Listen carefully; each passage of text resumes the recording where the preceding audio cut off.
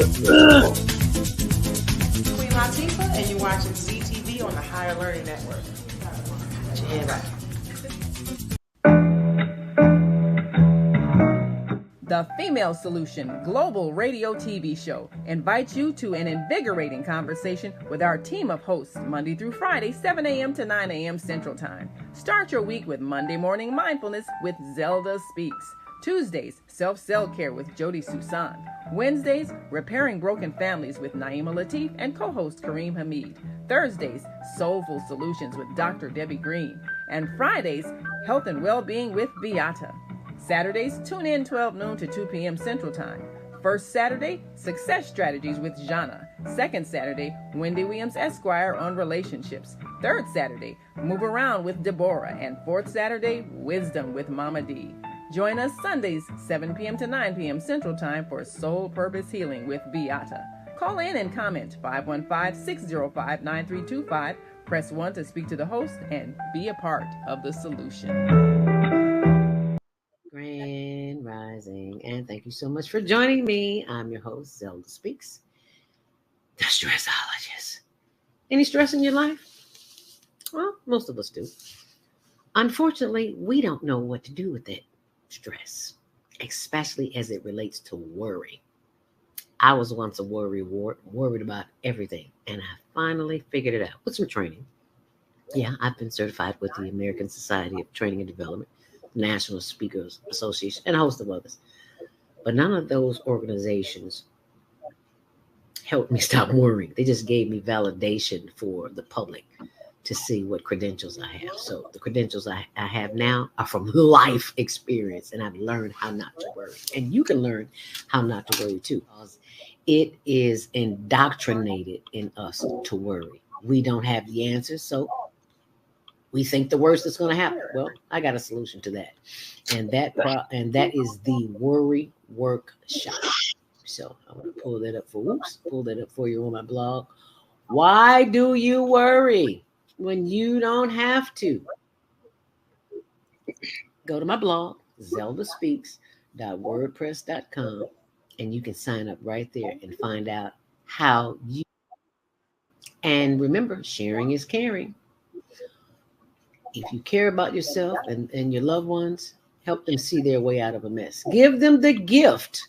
It makes a great birthday gift. It makes a great holiday gift. So instead of running to the store getting something that they really might not need, give them a worry-free life. Give them the gift of a worry-free existence. And thanks for sharing. Make it a great day.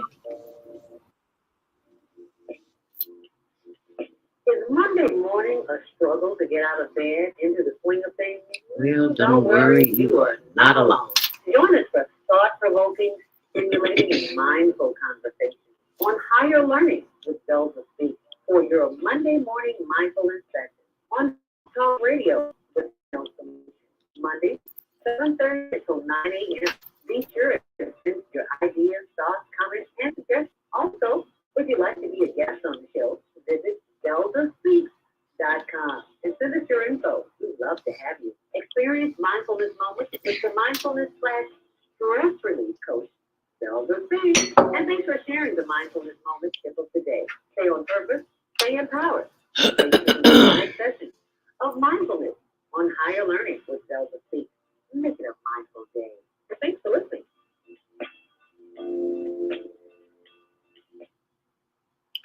Grand Rising, and where is my music? Can't find it. So how about Grand Rising? How about that? Thank you so much for joining me this morning. I'm your host, Zelda Speaks. Welcome to Monday Morning Mindfulness. It's the place where we come for stress relief early in the morning.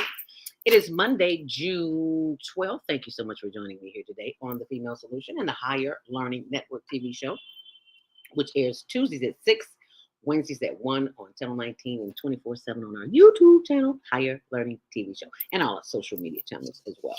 Happy Earth Day, birthday, born day. If you're celebrating a birthday, we're celebrating it with you. Hercules, Hercules, Hercules. And also let us keep in mind those who are the sick, the shut-in, those who need prayer, those who have just given up hope, the non-believers. We got to pray them back into believing, because with the power of the imagination, anything is possible. But we haven't been trained how to do that. So that's what a part of this show is. That's what the female solution is. So thank you for joining us.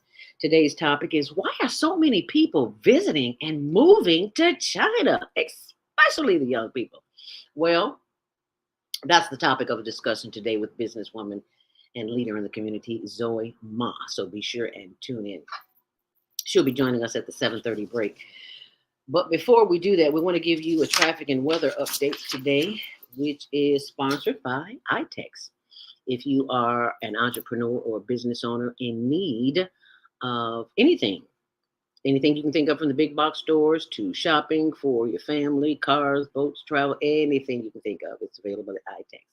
And Karen Kelly is the person to contact. And when you contact her, be sure and tell her that Zelda Speaks sent you, because you can get an automatic $100 to go shopping just like that. Now, how cool is that? Okay, so you can do that. As we take a look at the traffic.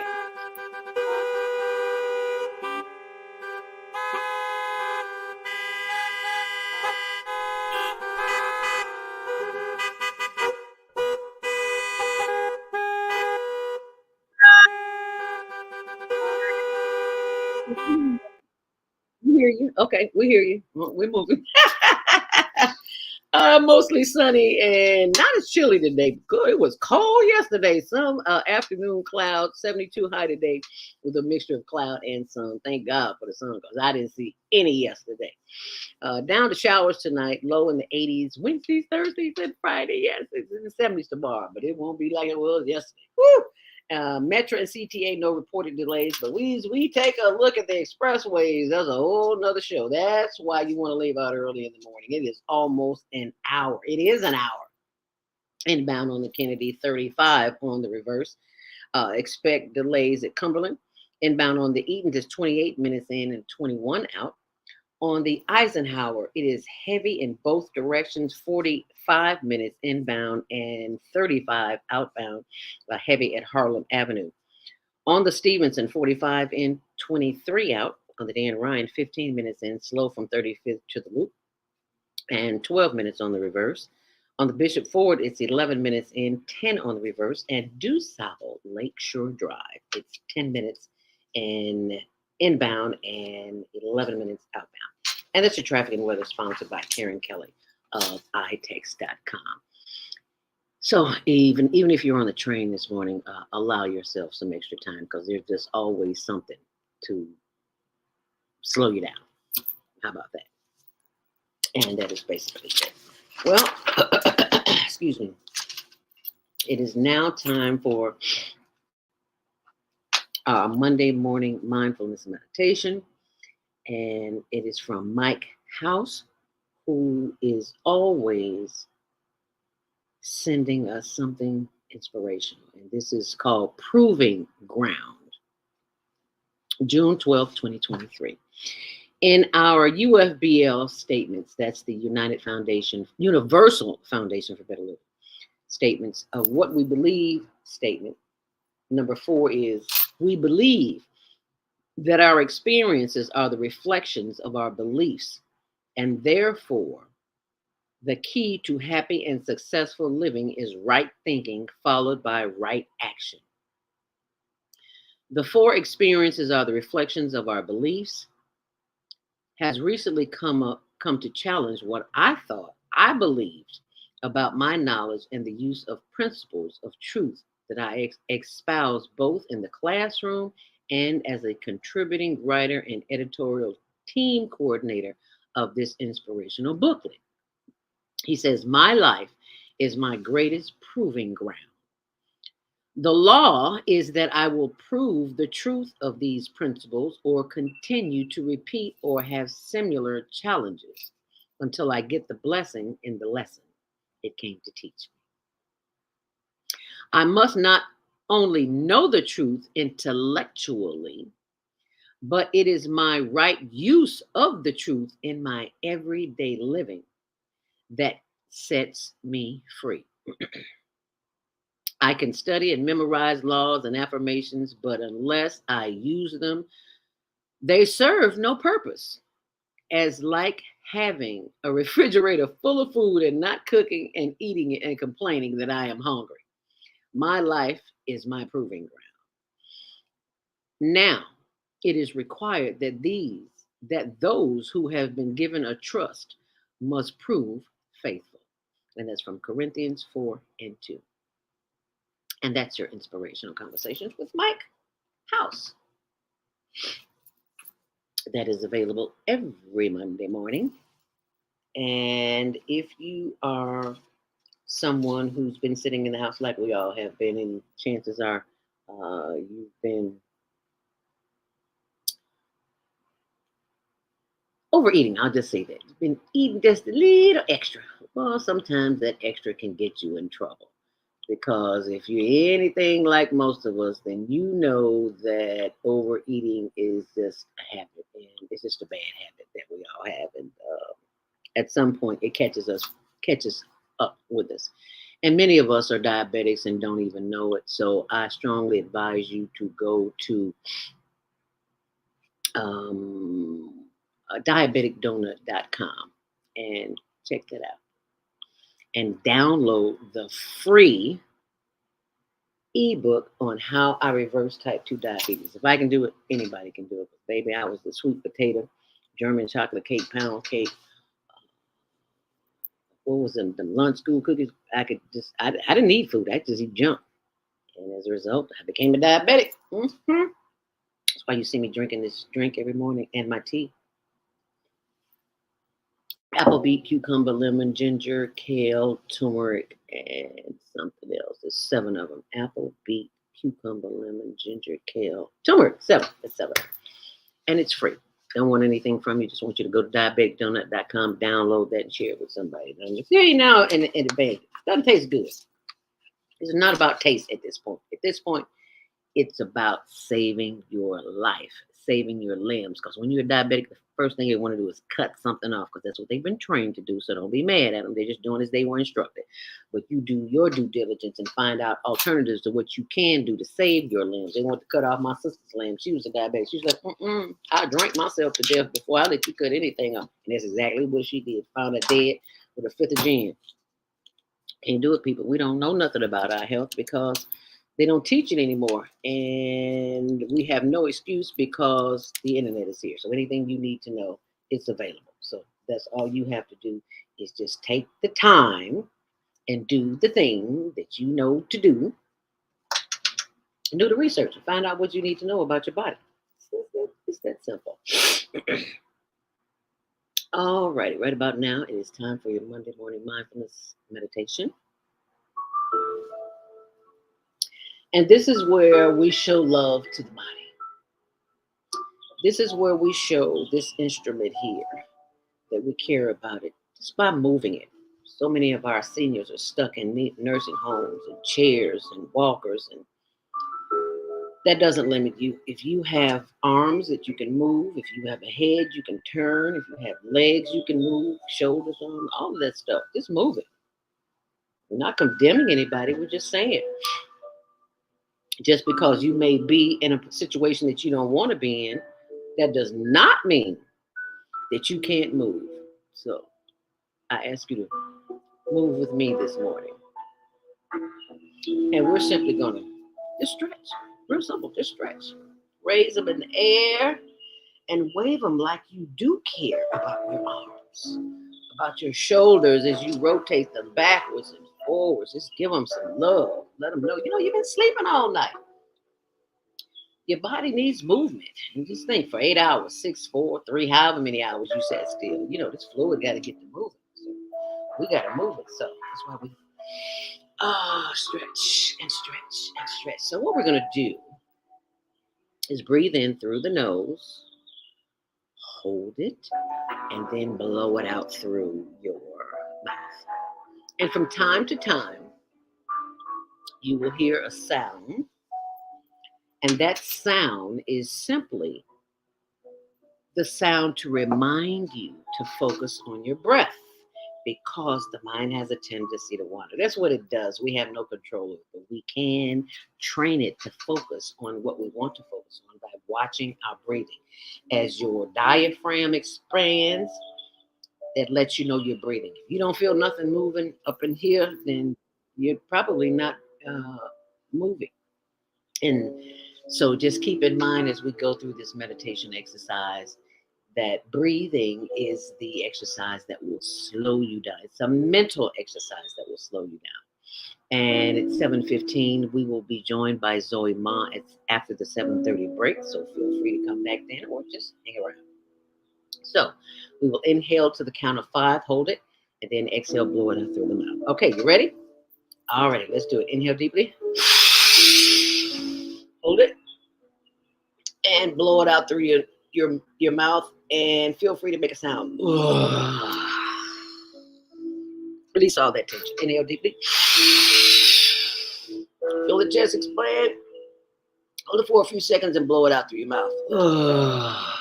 Releasing all the tension. Once more. Inhale deeply. Hold it. And exhale. As we continue to breathe in and breathe out, we give thanks. We are always at the right place, at the right time, doing the right thing. Because someone somewhere is on a ventilator. Someone has breathing problems. And look at you, breathing all on your own.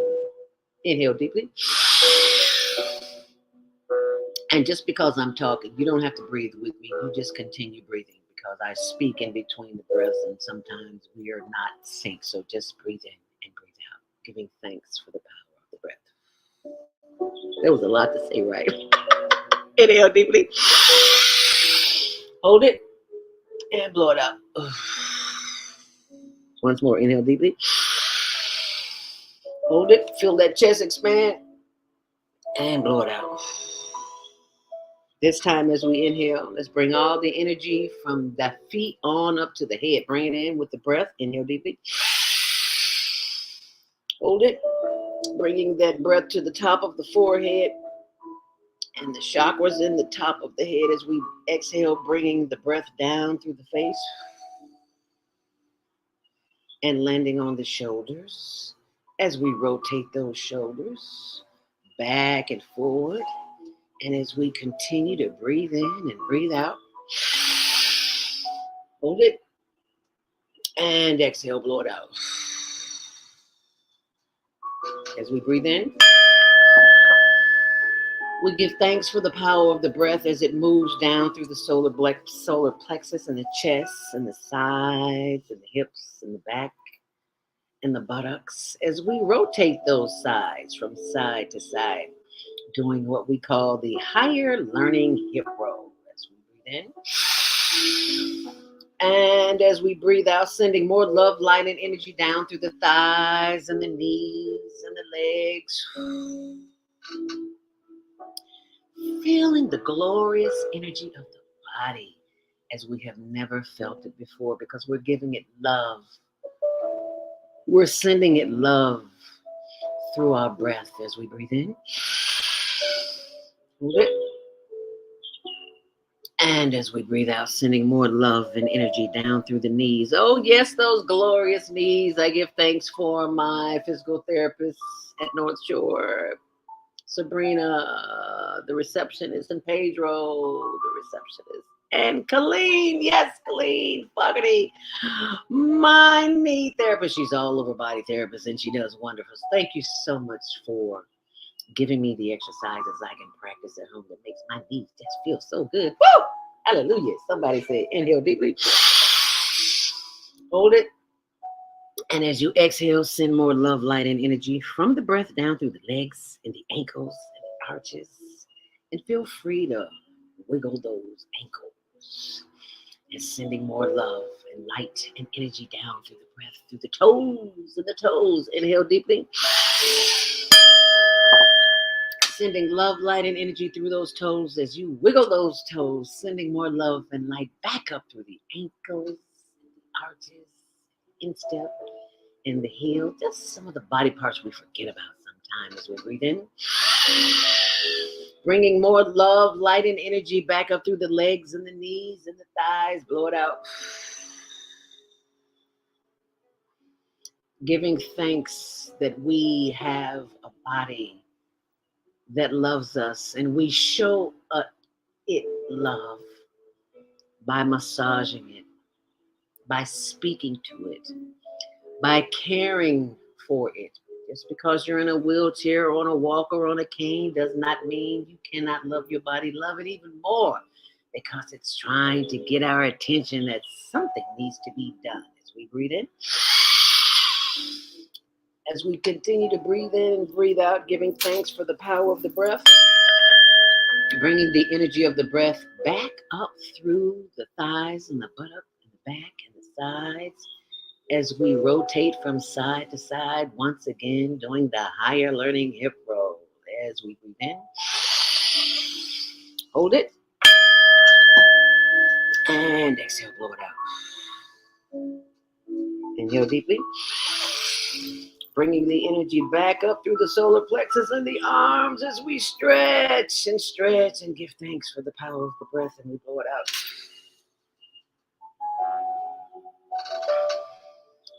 Inhale once more, one long, last deep inhale deeply. And exhale, blow it out. And just sit and breathe and listen and feel your chest moving up and down as you breathe in and as you breathe out. Giving thanks for the power of the breath, because someone somewhere is not as lucky as you, able to breathe on their own. And look at you. Praise the Creator as we breathe in. Sending all the energy back up through the face to the top of the head and the forehead. And we simply give thanks as we breathe in. Let's breathe in again.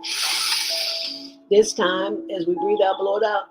Bring your head forward, chin to chest. Slowly rotate that head to the left and around to the back. Slow down. You're moving too fast. I want you to feel this. I want you to experience it going over to the right and back around to the front.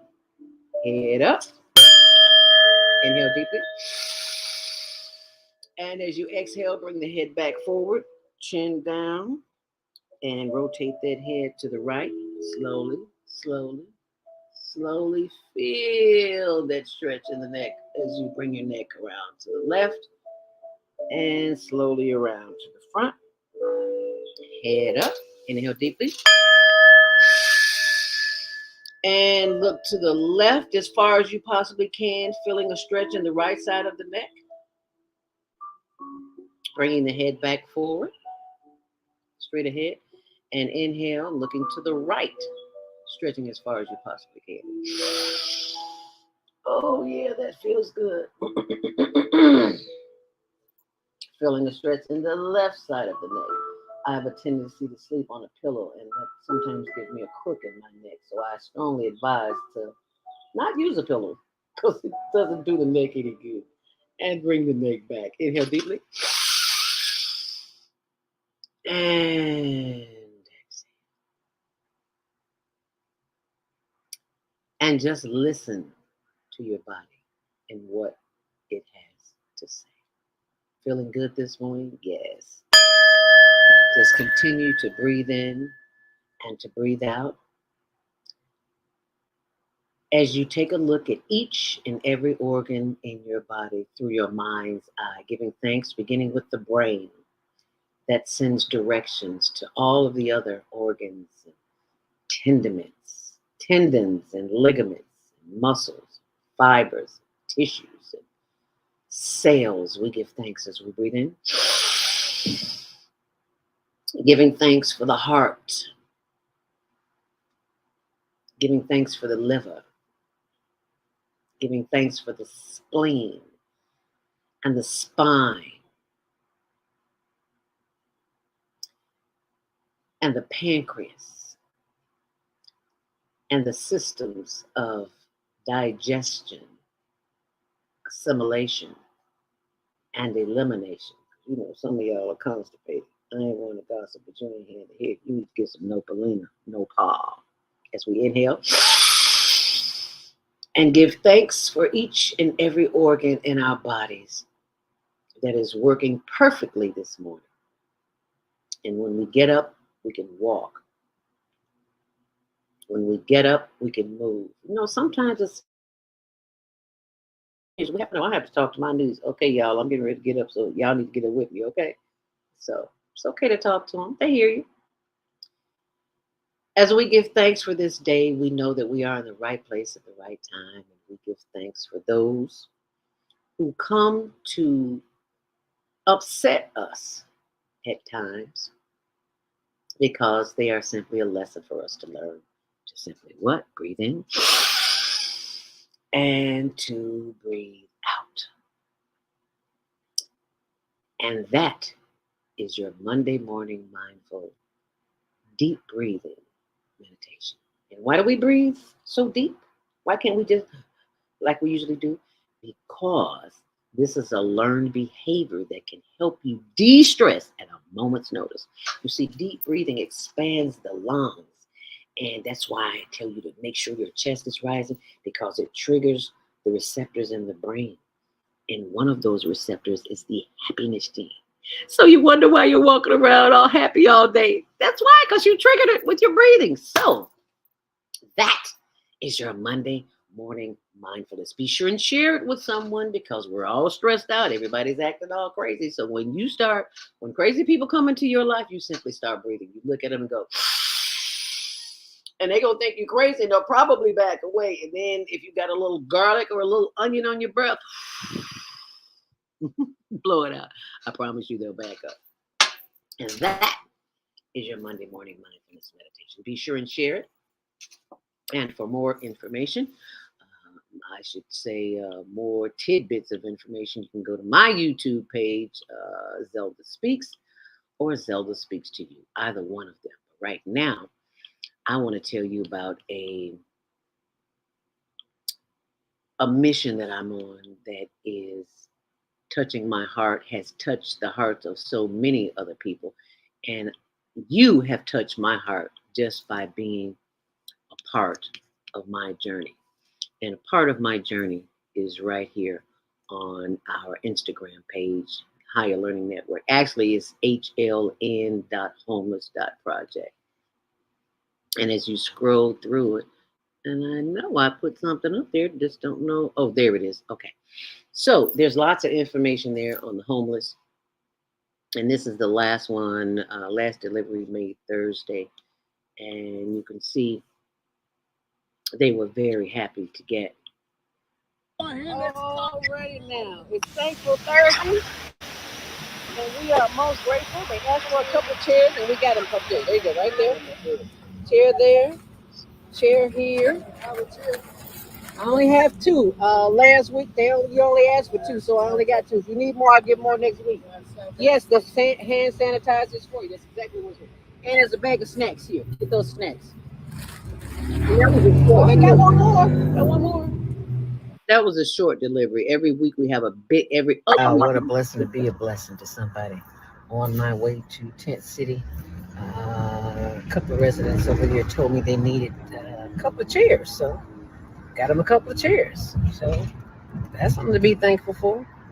That's part of my Thankful Thursday spiel, and I just want to thank you, Chicago, and from all over the world, the people that are sending in donations for. They needed chairs, and they need water this week, and they always need something, especially food. And we go there, the Higher Learning Network team, we go there every Thursday. That's what we call it, Thankful Thursday, because I've been volunteering at a food pantry for the last 3 years, and they allow me to come in and pack them boxes and take some food. And it's a blessing to be a blessing to someone else. And I want to thank you for being a blessing this morning on the Higher Learning Network. If you would like to make a contribution, you can do so. And let me pull that up there. There's our Cash App information. Cash App, for those who are on the switchboard who can't see, Cash App is the $ Zelda Speaks and the number 2. Venmo is Higher Learning Network NFP. Zelle Zelda Speaks at Gmail, and PayPal, higherlearningnw@yahoo.com. So I just wanted to share that with you. And I also want to share with you some of the things that you can benefit from by being a Higher Learning Network contributor, because we have t-shirts for your donations if you would like to. Oh, let me pull that up so you can see it there. It is our home website, Higher Learning TV Show. I'm sorry, higherlearningnetwork.org. I think I need to go to Outreach to the Homeless. Yeah, click on Outreach to the Homeless, and this is what pops up. And there are computer's a little slow this morning, slowly but surely it is coming up.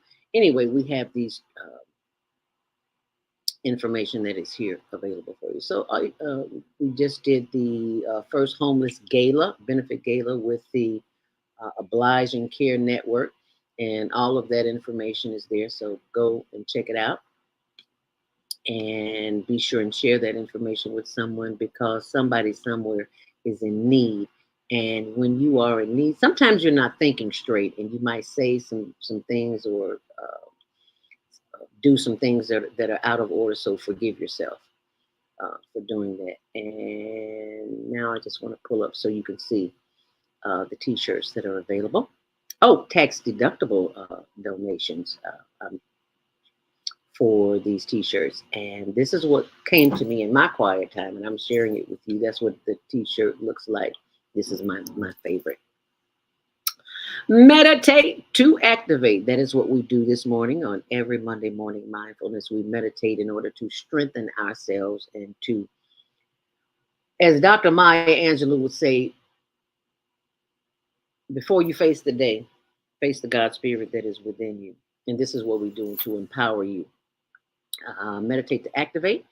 And this is another one, which is inhale wealth and exhale debt. And one more. This one is inhale faith and exhale fear. One of my favorites. So that is our Cash App and Zelle and all that information. And if you need to call me during the week, you can do so at 515-60. Oh, nope, that's the phone number here. 312-409-6619. Or you can email me, zelda.thefemalesolution.gmail.com. And that was your Monday morning mindfulness meditation. And it is now time for our first break. And when we come back, we will be joined by Zoe Ma, international businesswoman, who you will be glad that you tuned in. So stay close and we'll be right back. And thanks for sharing. Do you want to live in a world without war? Join our global peace movement. Heavenly Culture World Peace Restoration of Life transcends culture, religion, ideology, and other boundaries to achieve peaceful harmony in the global society. HWPL is committed to bringing world peace and cessation of war through peaceful dialogue between religious groups. I am Director Shin Kim of the HWPL Chicago branch of North America. Join us for our next gathering. Call 773-580-1501 and be a part of the movement for world peace. Email us at chicagohwpl@gmail.com. We all say we would like to be wealthy, but wealth isn't determined by how much money you have. Wealth is determined by your power to define what money is. The dictionary defines money as something used as a way to pay for goods and services and to pay people for their work. So how would you like to have access to an unlimited source of money?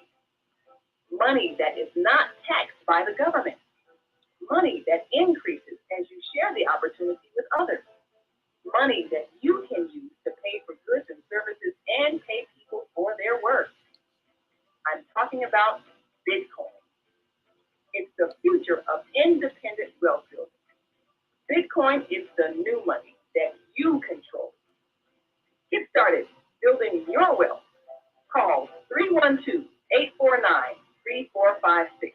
That's 312-849-3456. What if you could live to be 120 years old and remain active, healthy, alert, and vibrant?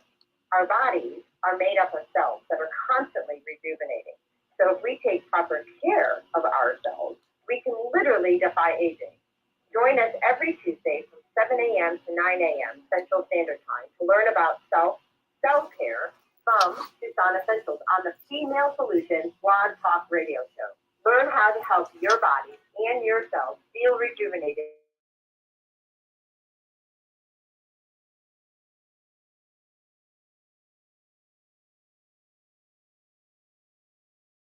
My amazing guest, 515-605-9325, and press 1 to speak. We'll help you achieve a breakthrough in your health today.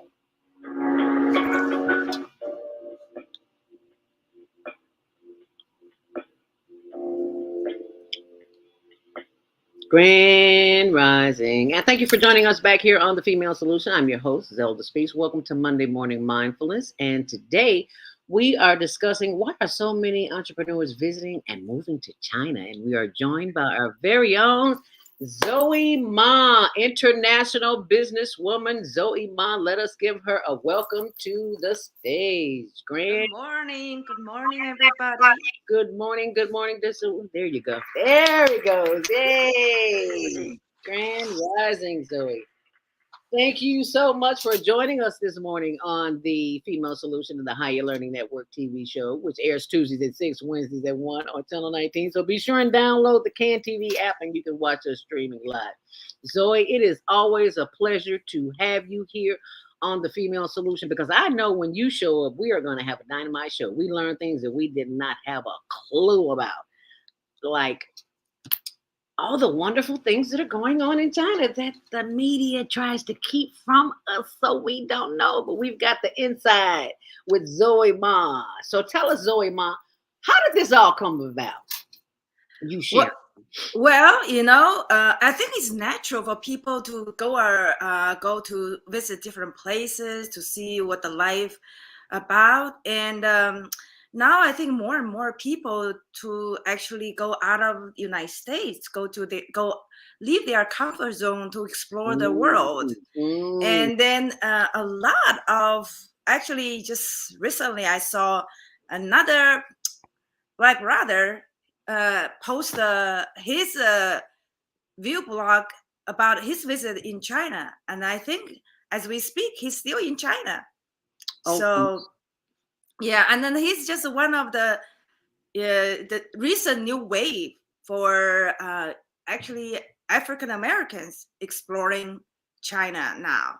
I think probably, yeah, a lot of, sometimes I watch, I read the comments below his video, and then people from all over the world that may, leave comments. And there's one thing he said, I guess US is hiding China from us, because that was so funny. But it's actually, sadly, it's true. Wow. The government is hiding the real China from the audience in the United States. The government is always hiding something.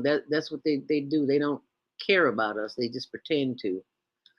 But that's life. We're used to that. And you said something so very important. We're going to talk about that in a minute. If I can get rid of this commercial here. It does not want to move. I think now it comes. Okay. There you go. There you go. Skip ads. I thought Beijing, China was different than this. China 2023. And this is the young man that you said. I wanted to go on this side, the left side. There's a huge square. It's supposed to be one of the largest squares in the world. Actually, I believe the largest square in the world is in China, I think in another area. But it's closed off. Okay, of course. And the reason why I want to go because they have buildings like this. where it's lit up. Oh man, but it's closed off. So that kind of ruined the first spot. We'll see. I'm gonna walk around a little bit and maybe I can get an angle of the buildings inside. If not, we're just gonna walk to our next destination. Straight ahead, we have the China Railway Museum. Yeah, that's Shows the history of the railway system You see in how this country. I went to it, it's pretty cool. And then oh man, the bus is in the way. Oh, come on, bus. I had to stop and say that because there's a problem with CTA in Chicago, not only in Chicago but in America. But do you see how clean that is? How big that is at night? I mean, the streets, you would think you can't walk. Well, I shouldn't say that. In China, yeah, I think in China, the public transportation system is very clean. I actually almost anywhere you go, it's very clean. Yes. Because you have people constantly clean it. Right. So you hire people. I think a lot of them is in the 50s. Mm-hmm. You hire them because at that age, unless you are in the upper management, you might not have. Well, the retirement age in China, I think still now for the past 50 years. Uh-huh. For women is 50, for men is 60. So that's their second job after retirement. I need you to say that again. For women, it's 50 years old. For men, I think is 60. Now, what happens at those ages? They retire and they start taking pension. Wow. It used to be that way in the United States. Now they work you until you drop dead. Yeah. So ailments, you feel like dropping dead. Yeah. Wow.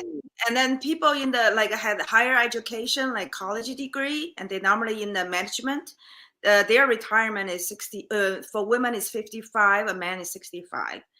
I have my classmate from high school, and he actually demoted herself to regular employee, so she can retire at 50. So she retired a couple years ago. Wow. So I retired based on a Chinese retirement age. Okay, yeah, it makes sense to me. Just because you're in America don't mean you got to go retire like Americans do. It's 65, 67. It makes sense to me. Yeah. So for some people, when they're still in relatively good health at 50, mm-hmm. and if their pension is kind of low, then they say, oh, I can take another job, which is just do street cleaning. And then so almost yesterday I saw some videos show like a lady probably in a very small town. Mm-hmm. And so she is responsible, like adopt a highway. So she adopt a length of the street, and that's her job to keep it clean. And so I think this is in China. It's just that's why you see China. You barely see any litter around. I know. I was like, where's the trash? We're so accustomed to seeing trash. It was the same way. It was 20 years ago when I went to Canada. I'm like, I don't see garbage on the street. Why is that? Why is America so sloppy and so nasty? Why is that? We just got garbage everywhere. Nobody seems to care. And I love the fact that you said that the homeless, the people who are homeless, you can give them jobs cleaning the streets. Yep. Mm-hmm. They have nothing else to do. They can certainly clean. That's why it was one of the things why I don't understand when we go over there every week is why is it so dirty and so nasty over there? You live here. You should keep this clean. Yeah, I think so. I think, now we have the new mayor. We can petition to the mayor that for the things he give it to like a migrant or money give to the homeless. Yes. Well, let them do, clean. And so they are not sit around and, and feel depressed.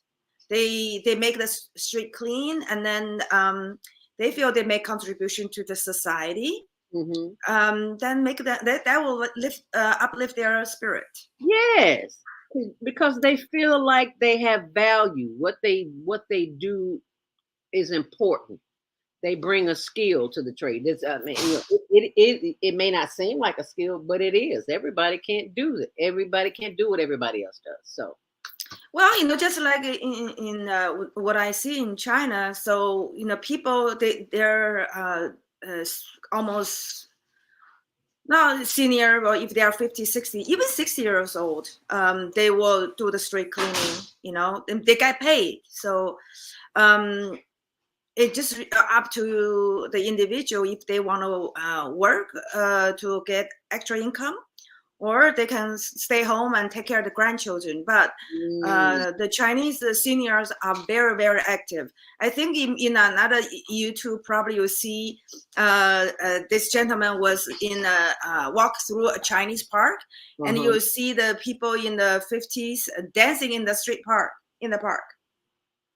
Really? Oh yeah, Chinese seniors have a wonderful life. That's the best age group in China. Wow. They are the biggest tourist consumer in the tourist industry. Really? Because they don't work after 50. So what do? They travel around the country. Wow. I love that. I love that about Asia, period, how seniors are revered. Yes. You are honored. It is an honor to be at this age. The other day I was thinking, because as Christians, we talk about our life after death. Where do we go? And then I think Chinese do not worship God; they worship ancestors. Okay, so there's I think it's 4,000 or 5,000 years ago, China already developed this belief system that the bloodline go from the senior to their children, and then the children is the extension of their life, and that's why they really take care of their children, because that's their life, and that's also the reason why. And then China believe the bloodline goes through male, so that's the reason. In the Chinese countryside, in the very traditional belief, they have to have a male heir in the house to carry on the bloodline. Oh. And then, so when China adopt the single child policy in the 70s, because a lot of family can only allow one child, then some can be girl, and that to some of the traditional believe that's a sin not to have a male. So what they do? And then so there's a lot of at that time there's a lot of abortion and abandon of girls after I was born because of that. Wow. I think now it's not, because China reversed its policy, the birth control policy. I think only 5-6 years ago. Not only you can have 2 child, you are encouraged to have 3. Oh, really? Yeah, now I think they encourage you to have 3. Before you can, I think first, I think the policy was in place for 25 years. And now China has so I think only last month, India surpassed China as the world most populous country in the world now. I wonder. Excuse me, Zoe. I wonder what made them change that policy. Because the aging, the China is a very, very aging society. I think that the seniors, maybe, I don't know, it's 30%, 25 to 30, about 20% of Chinese population are senior or more. So 20? Did you say 20? Yeah, I think maybe 400 million seniors in China. The size, Whoa! almost the size of United States. Whoa! That's a lot. You know, actually, it's kind of well, you know, back in 1949 when the CCP took over China. Mm-hmm. At that time, the Chinese life expectancy was only 35 years old. Really? Yes. Oh It wow. only yeah. So right now, China has the life expectancy longer than United States. I think 78. Wow. So you are talking about, you know, I think you know, give credit when the credit due. When you hear so much in the American media, CCP is devil of the world, the demon. Mm-hmm. Mm-hmm. Well, if a government can extend its the life expectancy for its population, that's a lot. You know, it double the life expectancy of its population in like what last, even like in the 30 years, it was already double in 35. So Chinese population doubled and life expectancy doubled too. Okay. Is through, you know, improvement of healthcare, the hygiene, education. Before, like my mom was born before the CCP took over. Mm-hmm. My mom was born in the old China, and then she had three sisters before her. They didn't go to school because they couldn't afford to go to school. But when CCP took over the country, they actually gave the opportunity to the poor to go to school. So my mom was the first, Really? yeah, to go to school. Wow. But And she was at 10 years old to go to elementary school at 10 years old. really? Oh Yes. my goodness. Wow. So The commercial "You Come a Long Way, Baby" is an understatement. yeah, so I think a lot of people do not know, you know, China is not a country. China is a nation, a civilization.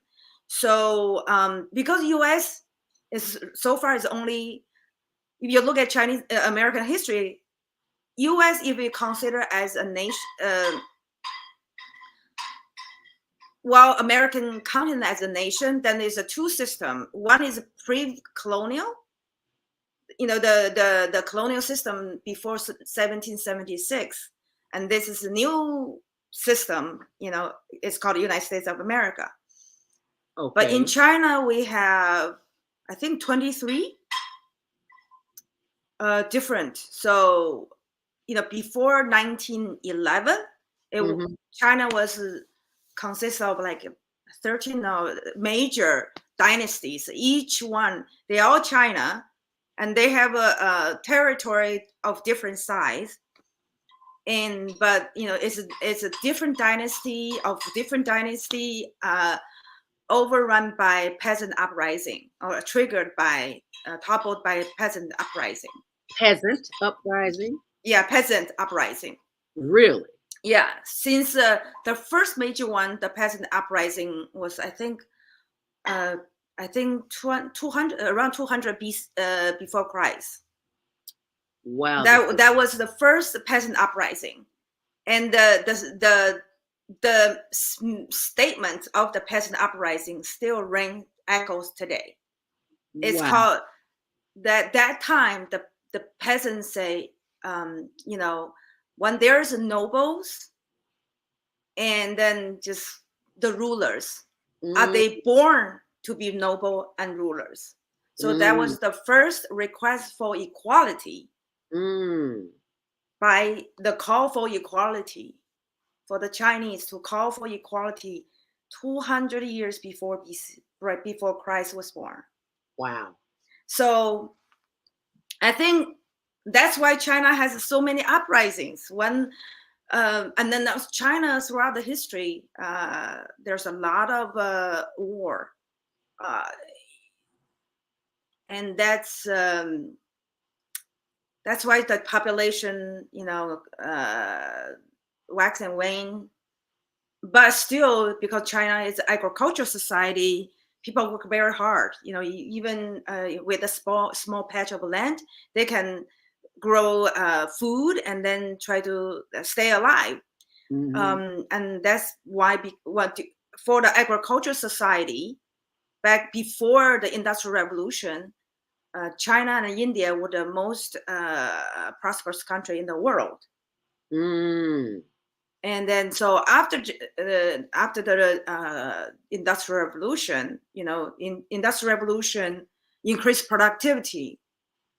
So when China didn't catch on that wagon, and then so for at least from the 1800s, when the European nations start colonize the world, and China was caught in that kind of tangle, and China was, even though China was pretty wealthy, and even when the European, like the British, went to China, want to trade with China, and the Chinese emperor said, "What do I need from you? I have everything."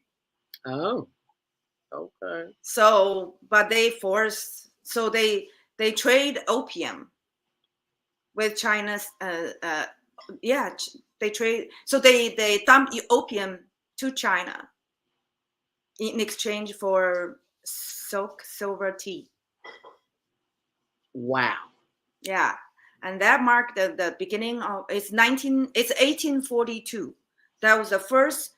See, Britain come all the way from Britain to China to wage a war, and then they, with a gunboat, they cracked the door to China, and then that's how China lost Hong Kong to Britain. In the treaty to end the war, they seized Hong Kong as a port to store opium. And Americans are the biggest consumers of drugs all over the world. That's what they tell us on the news. I don't know how true it is, but I'm sure China officials would know. Yeah, so I think from mid 1800, China was suffer from opium pandemic, and then to the point, 100 years later, my grandpa died from opium. Oh no! Yeah, so that's why my mom lost her dad when she was 5-year-old. Oh wow! And that's one of the reasons: war, opium addiction, pandemic, epidemic. Chinese people's life expectancy was 35 years old.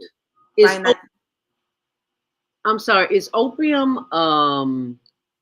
Is it something you drink, smoke? I think smoke. You smoke opium.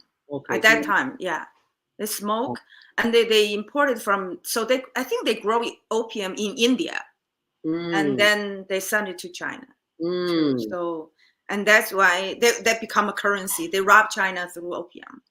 Wow. And as I think that called 100 years humiliation, century of humiliation in the Chinese history, and it only ends when the CCP took over. Is that the Chinese? What is the CCP? The Chinese a Communist Party. Oh, okay. Okay, because I think that was the peasants' call. The peasants' call back 200 years before Christ finally was answered when the CCP took over.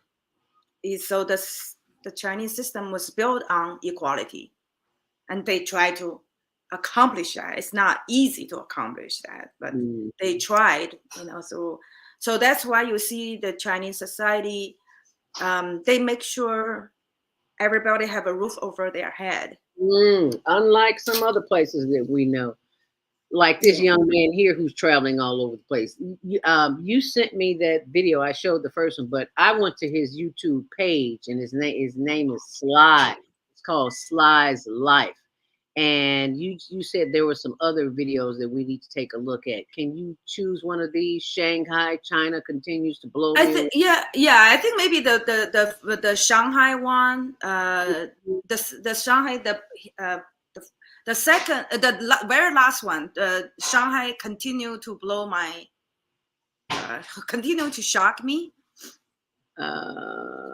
Okay, I think if you, I think it's Beijing, China is a huge culture shock for me. Is that one it?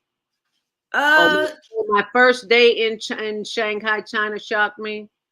Yeah, I think, maybe the first day, that's fine.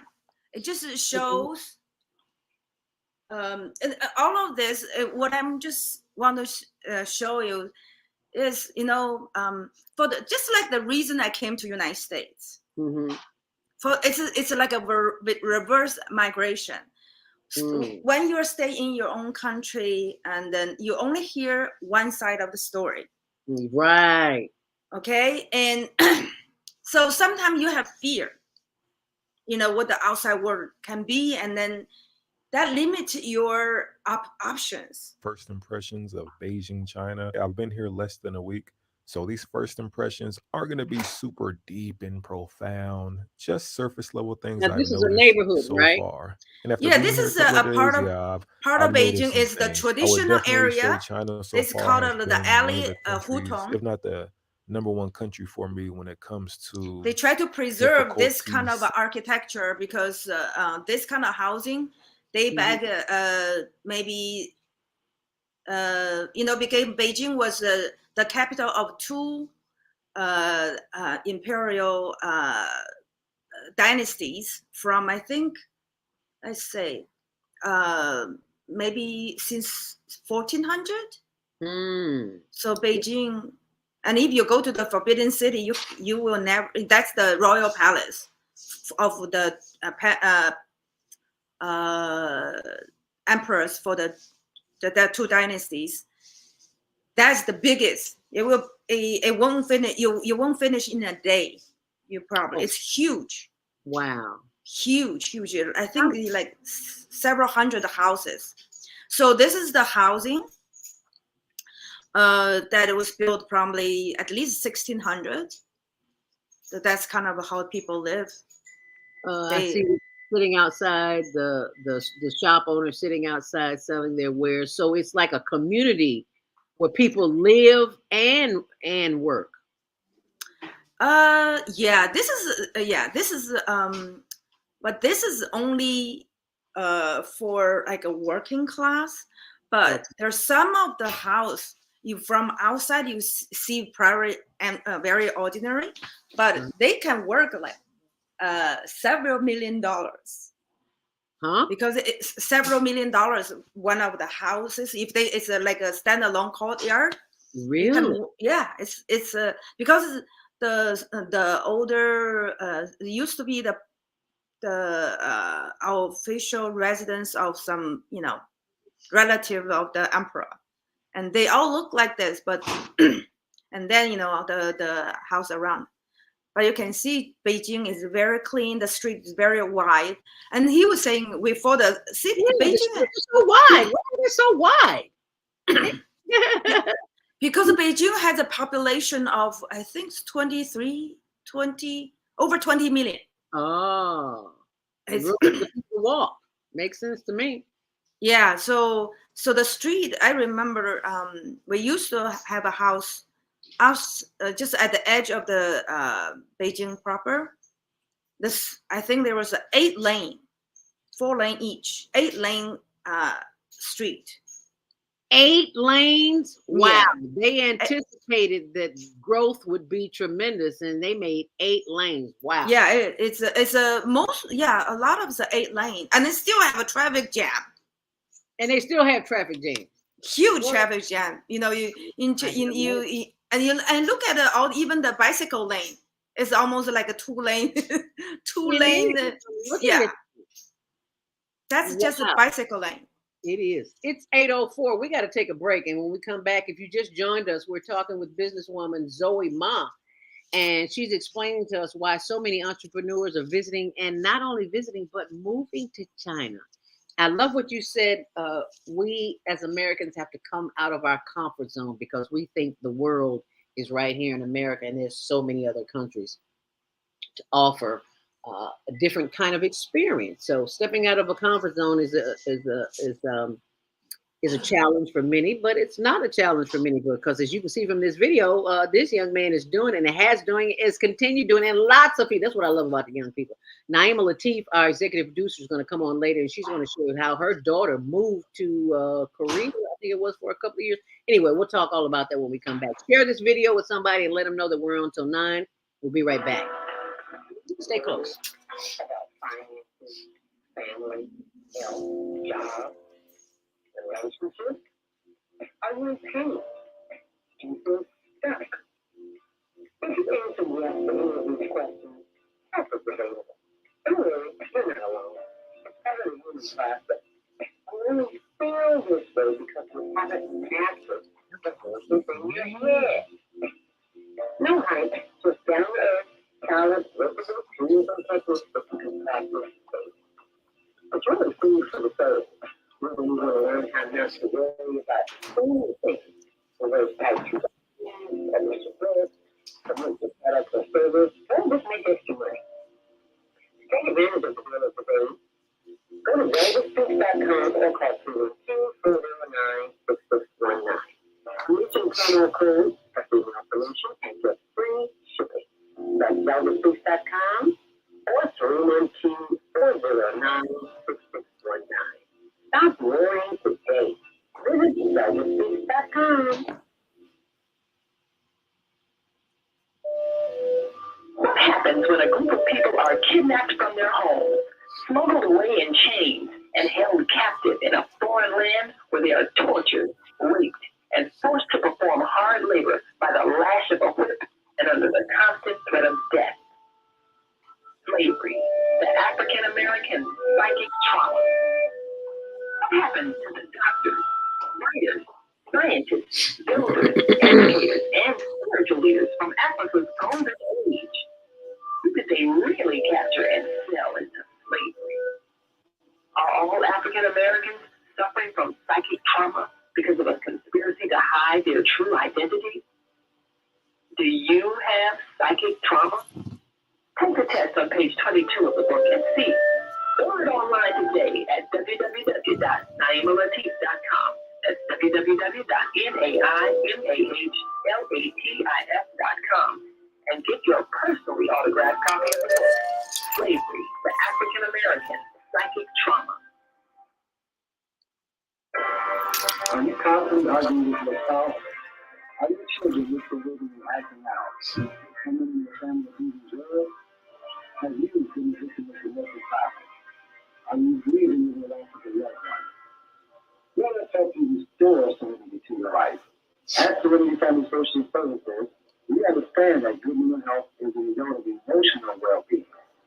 Our goal is to assist you and your family in removing emotional distress and restoring harmony and balance to your lives. We offer individuals, couples, and family counseling.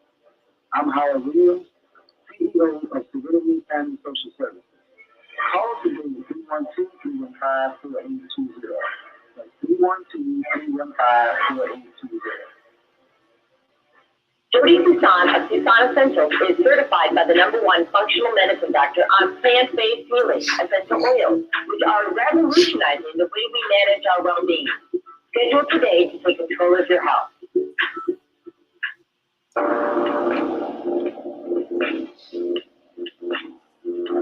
Grand Rising. And thank you for joining us back here on the Female Solution and the Higher Learning Network TV show, which airs Tuesdays at 6, Wednesdays at 1 on Channel 19, and 24/7 on our YouTube channel, Higher Learning TV show. Why are so many entrepreneurs visiting and moving to China? That is the question of the day. And as you can see here, we are joined by international businesswoman, Zoe Ma, who shared with me a video, a young man. Well, there's lots of them, but this is the one in particular, This young man is in Beijing, China, and he's talking. His name is Sly. So go to Sly's Life on YouTube, and you can get a chance to see all of these videos. Remember, I've been here less than a week, so everything I stated isn't anything too deep or profound, just some surface level things I noticed the past few days I've been walking outside. I'm going to go ahead and end the video right here. Hope you guys enjoyed it, and be looking out for more videos of Beijing, China. I'm going to catch you guys at the next video. Deuces. Okay, as you can see, he has, if you go to his YouTube page and type in Sly's Life. You'll see that right there. I'm already subscribed. Type in Sly's Life. You'll see all of the information as it relates to China. And I just love that the young people have the experience, Zoe, of going abroad and loving it so much they leave the United States. I love that about the young people today. They have no fear of traveling abroad. We were taught you don't want to go there. I went to South Africa the first time by myself. My sister was supposed to go with me. She chickened out. And every single person told me, do not go alone. Why are you going over there? You got everything here. It's like, because I got an opportunity to speak in another country. That's where I was going. And nothing happened to me. Nobody bothered me. Anything, people wanted to help me. I can't say it'd be the same way now, but that's how it was then. And the fact that these young people, Zoe, are taking charge of their lives and leaving the U.S. in droves. I mean, it's not just like one or two. I mean, they're going there to teach English so they'll have a job. Whatever their purpose or passion is, they go there and do that, and they do so very well. But that's enough about me. We got some calls from the line. 706-202. I do believe that is Baba Kwame Sunhorse from Georgia. Baba Kwame Sunhorse, is that you? Grand Rising. Unmute yourself. How are you? I'm wonderful. Thank you so much for calling. Yes, sir. Loud and clear. Yeah, and excellent show. And, these are some things that need to be looked at, especially with our younger generation. Mm-hmm. Part of what we're seeing, and I think she spoke about it, and the part that she spoke about was the colonization of China. The colonization. And the colonization of this country. And so what we're seeing is the decolonization on the planet. Because those that have colonized cultures, the cultures are reawakening, the youth are reawakening. And they're now able to go around and see for themselves, not the miseducation, but the education of being able to see other cultures. Because this now is a shift that has happened on this planet. And what we're seeing is that an awakening of our ways of being able to understand that, no, everything was not this way in the way that we were taught at school. The part of it is the actualization of people are changing back, and especially the indigenous people here and our young people here. And other cultures are coming here, migrants or refugees, whichever one they want to label them. But because of the influx of people, it's because what we did in their country. We have to understand that we, as the government of these different countries, have went into other countries and they colonized in order to take and have the wealth, the mineral wealth of those countries. Now the people are awakening and saying that no, these are not the true ways that you did because you came in and you took. You wouldn't allow us to grow in the way that we needed to grow as a people. And so this is what we're seeing. The decolonization of this planet, from the colonization of food, colonization of education, the colonization of culture, all of this is beginning to be decolonized because we're now understanding the programs they use in order to manipulate, like she said, a part about China, the opioids that the fish did, the movie Sand Pebbles with Steve McQueen, that was an excellent portrayal of what the British British got kicked out of there because they were coming in and using the plant medicine to put people to sleep in order to take what they had there in their land. So now we're seeing, because now we have what here in this country, an opioid epidemic. Where Mhm. opioids coming from? The pharmaceutical companies are making the artificial, but it was the original was part of China's culture. It wasn't used as a thing; it was used as medicine. Ah. And this is the miseducation of the pharmaceutical company in taking the plant that cultures knew how to use, and they take it and make it for profit. Where Afghanistan and over there in Vietnam, all of that was heroin. You're taking the mineral resources and utilizing it as a tool and a weapon. And this is what they're doing in the deforestation of this country. On Turtle Island, they burnt down the West Coast. Now they're burning down the East Coast. It's because they want to be able to have clear transmission of this 10G now that we have 5. They're trying to implement it so they can have full range of 10G because trees obstruct transmission. Anyway, I thank her for sharing that, and it's time that we rediscover the world because they came and discovered. Now we have to go and rediscover that the world is not the way that they colonized it. Wow, that's powerful. Thank you, Baba Kwame Sunhorse. I've been contemplating this, and you just confirmed it right now. We need to do a show on trees and the importance of it because people just don't get it. So when they start coming to their neighborhood and chopping down trees, they'll have a clue as to why they need to protect the trees. But thank you for those comments. I think I agree. I think now the colonization is actually instill fear in your mind. Yes. So when you say, we are all human beings, why we need afraid of another human being? So when we travel around the world, we'll see people, basically we're all human beings living in different places. People are friendly. So there's no need to fear, but the exchange of information is very crucial for our growth. And then if we cannot free our mind of fear, we cannot grow. No, we can't. So, and then, for me, I guess I was inspired to come to United States almost 30 years ago. And I learned, I adapt. Now I feel I'm in the position to share my experience with other people.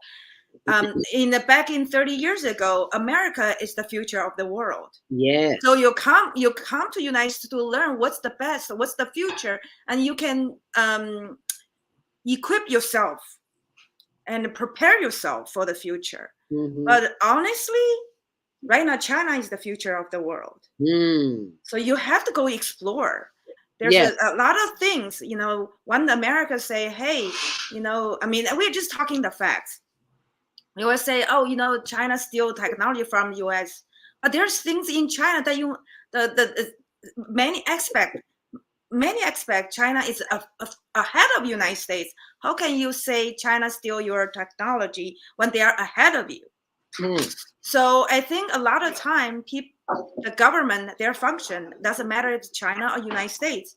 They instill fear in your mind. They want to limit your ability. For your growth is you have to overcome the control, the fear they put over you. By exploring another country, go to visit another country, it's actually free yourself. Yes, you do. Mentally, physically, emotionally. Yes. And then you can find yourself. Only then you can find yourself. Yes, ma'am. Say that. You are right on target. Baba Kwame Sunhorse, you want to say something else? Yes, and she's got an excellent point because the thing is that China, and it's becoming the new world power and doing, because the thing that if you study history, and especially the books written by Roko Rashidi, and he went there and he studied China and he studied the African and Egypt, back in Egypt were trading with China. It was a market that was began in the ocean highway that they utilized in trading and training, because some of the first emperors of China used the soldiers of the Nubians, which was the mother of Egypt, and training. This is where martial arts come from. And the cultures were exchanged until the Europeans, as they were trained in Egypt, and they established Rome and Greece and all of those cultures, and then you had them, what they call the Silk Road. The Silk Road was nothing but trading the spices and the different things that were there in China, and the silks, because they had mastered the silk. China mastered the silk, Egyptian mastered the cotton, because the most expensive cotton is Egyptian cotton. You buy some Egyptian cotton sheets or anything made from Egyptian cotton. 1,000 thread sheets. So just like there shows there was an exchange until people came in order to monopolize the resources of that land. This is all that's been happening on the planet. Now there is a change. Young people are now seeing that we have to decolonize.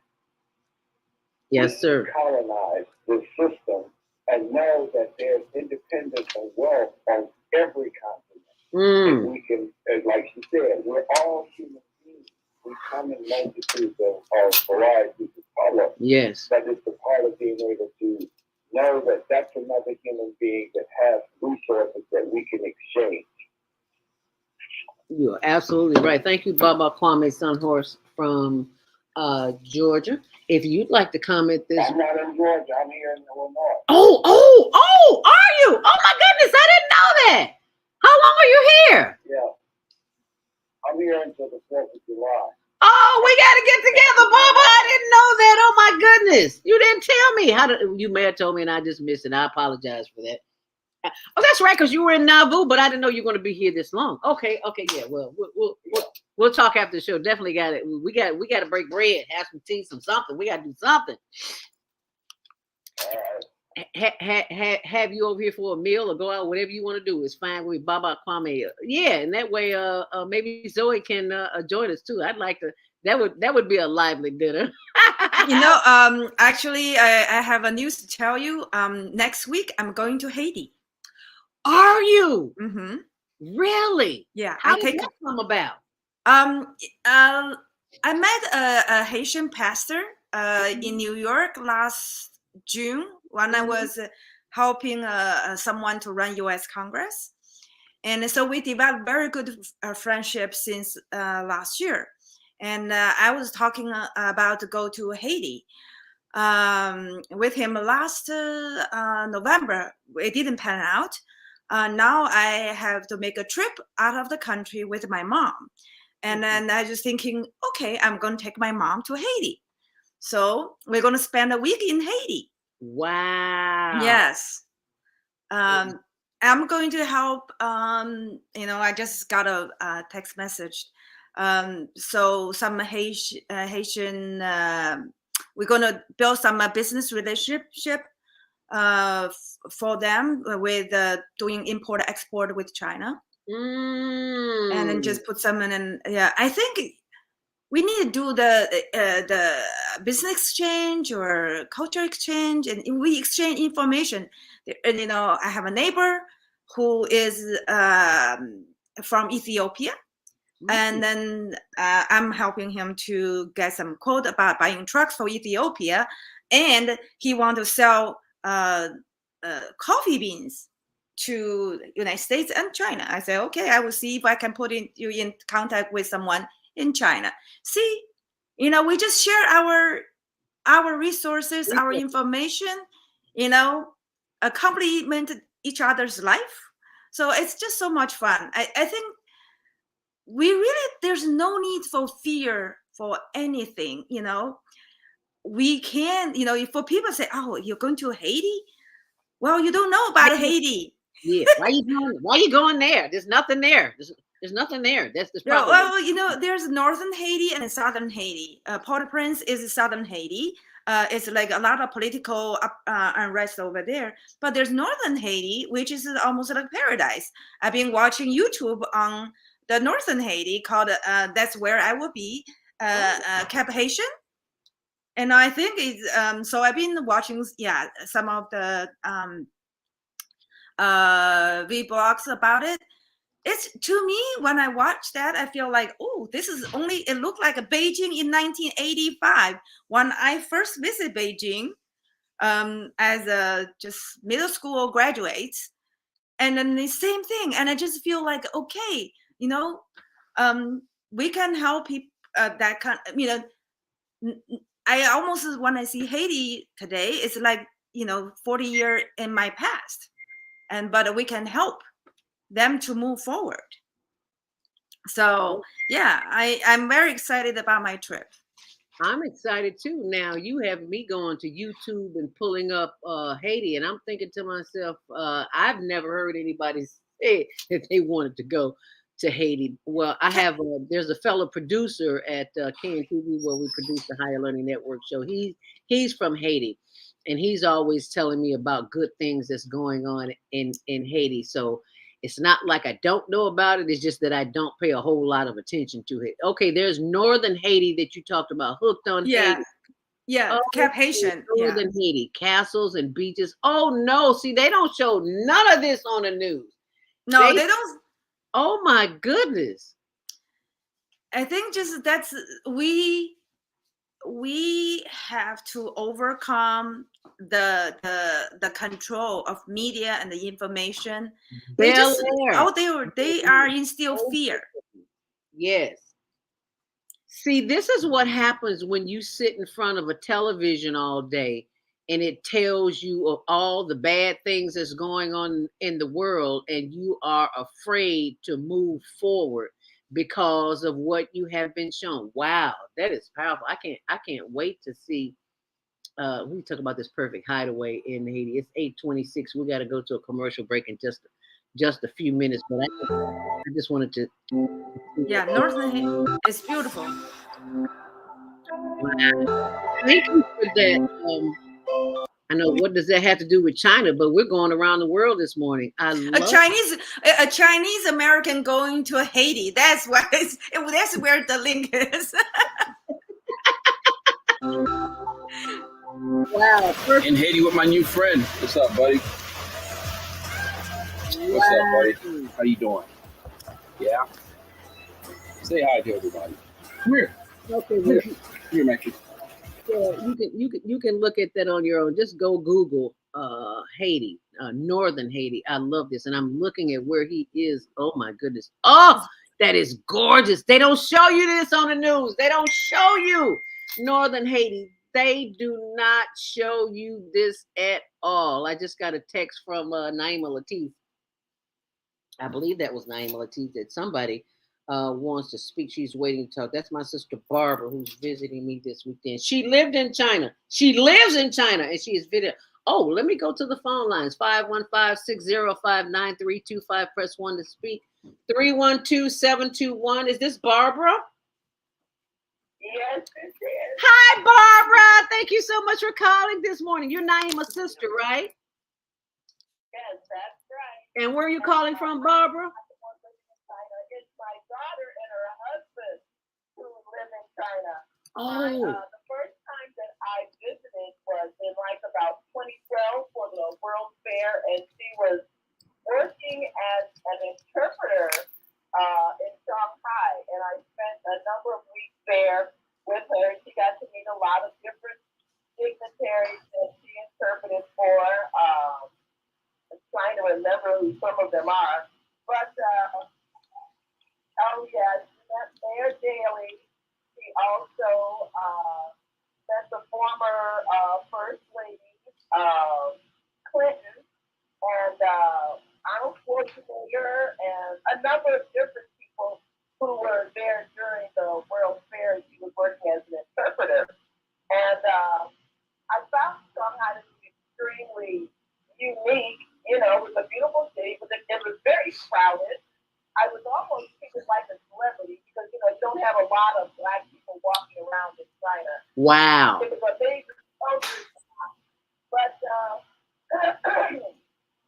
I really enjoyed the time there. You know, my daughter is almost like a native speaker, and she actually met her husband in Korea when he hired her. She was working as a teacher, and he was working as a teacher, and now they're living in Beijing.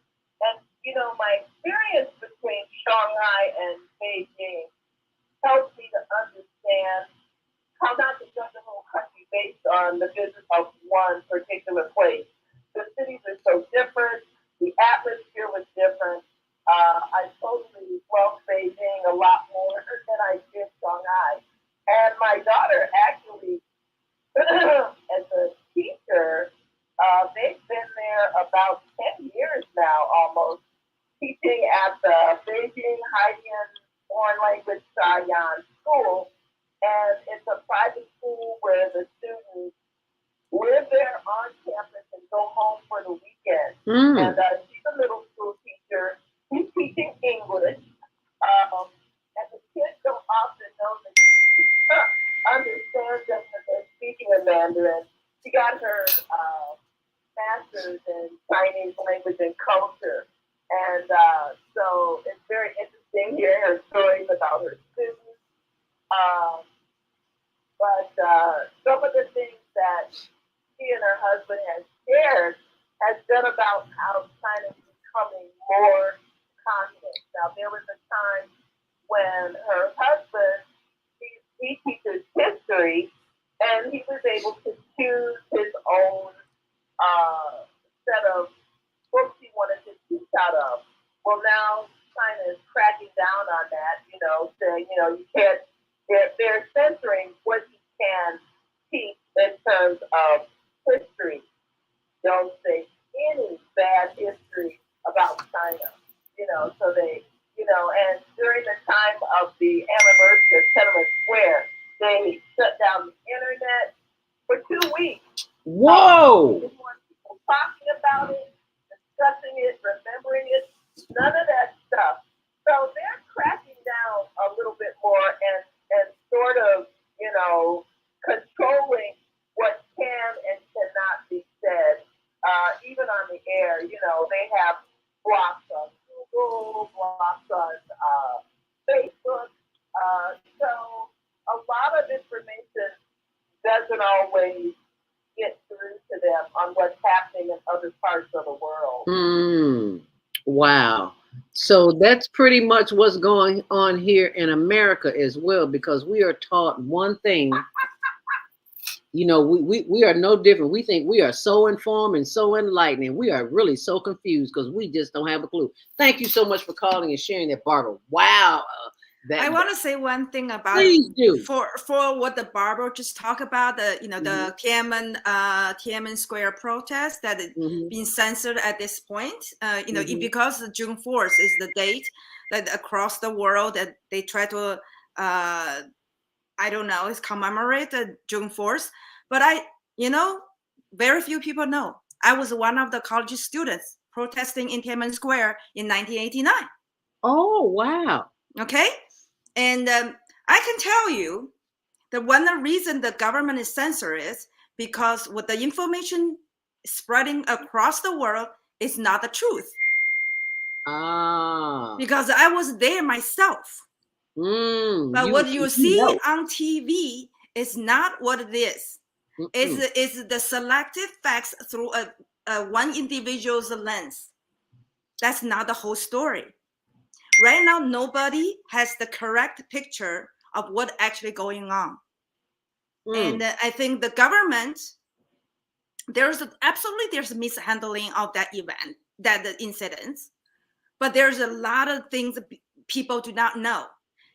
It's part of a color revolution. It's a part of a Chinese Civil War, an extension of Chinese Civil War between Taiwan and mainland China, between the KMT and the CCP. Did you say a color revolution? Yeah, it was part of color revolution. That was before it was a color revolution. It was also extension of Chinese Civil War from 1949 that very few people know about it. Oh, wow. Because I have, it's the reason I'm in United States because my participation in that event. Oh, it was not I was being prosecuted. I was let go. I have no problem because I didn't participate in the riot. I can send you something. The journalist who took a picture of the tank man, he also said he witnessed one soldier, is armed police, was burned and burned and beaten. Oh my Then goodness. nobody knows. You do not see that on TV. No, they're not showing it. So that the Chinese government, I think they are kind of they should have an open dialogue, because there's more people like me can speak the truth. But then we can tell why we were there, why we went to that. It was, for me, it was nothing about democracy. I was an English student. I was an English major student. I should knew at that time what democracy is. No, I didn't know anything about democracy when I was in college, before I made my trip to Beijing to protest. It was anti-corruption, the government corruption. That triggered the wild support by the residents in Beijing. I can tell you the whole thing, that why I went there, what was going on. It was different than what you hear from the Western media. It was not what it is. And also, I did a lot of research on my own. Very little facts. The Taiwan sent several dozens of spies to Beijing to instigate a riot. And then they did it on contract. So when those spies was arrested, they were supposed to receive compensation by the Taiwanese government. And Taiwanese government refused to pay them. So they sued them in the Taiwanese court. Only then I find out that piece of information. Very few people talk about it. Why Taiwan sent dozen spies to Beijing, to all across China, to instigate riots. Because the civil war between Taiwan and the mainland China never ended since 1949. I mean, there's many things going on. Color Revolution, Civil War, like similar to Occupy Wall Street, Capitol Hill riot, many things. It's like a big pot, a lot of things going on. So we can put it in a different day to talk about it. But I just speak from my own experience as someone who went to China to protest against the government. There's a lot of us. You do that here, you wind up missing or dead.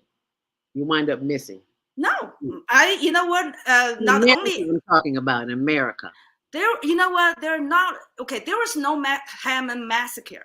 I think actually the students was safely evacuated at the morning of June 4th out of Tiananmen Square due to a negotiation by a Taiwan pop star singer called Hou Dejian.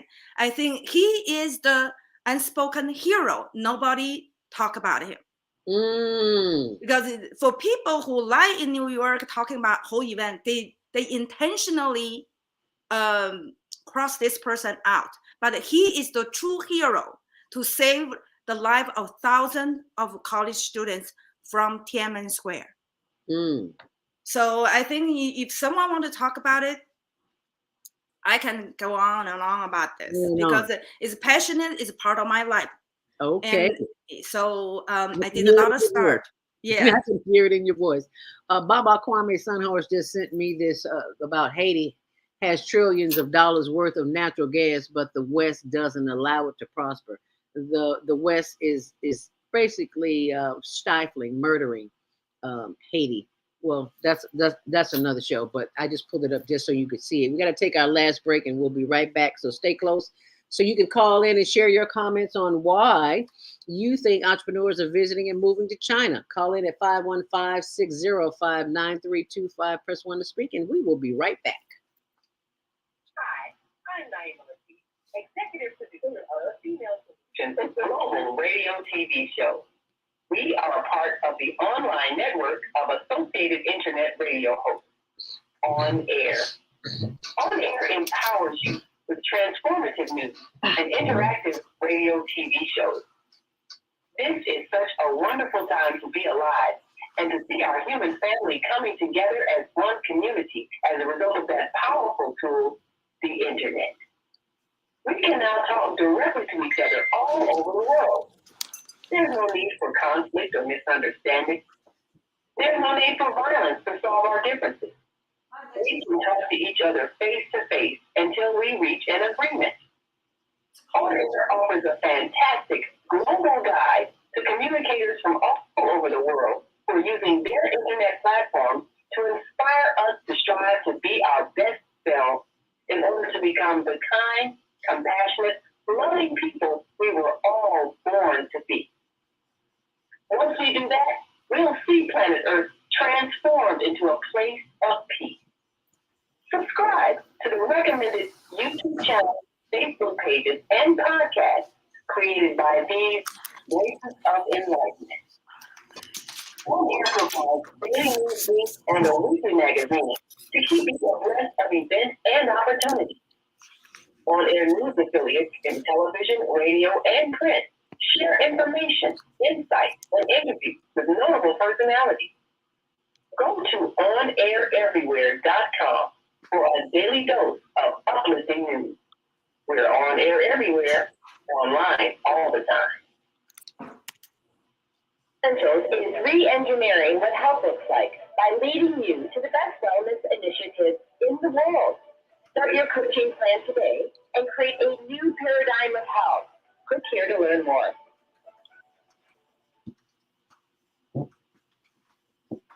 Hi, I'm Dr. CJ of Bologna Health, where we combine orthopedic manual therapy and neuroscience to treat the whole person. Health tip for the day is keep it moving.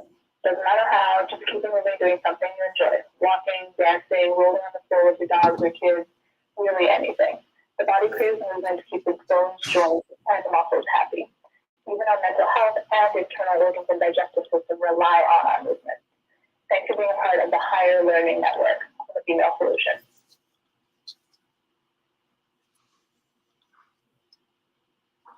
What is the problem?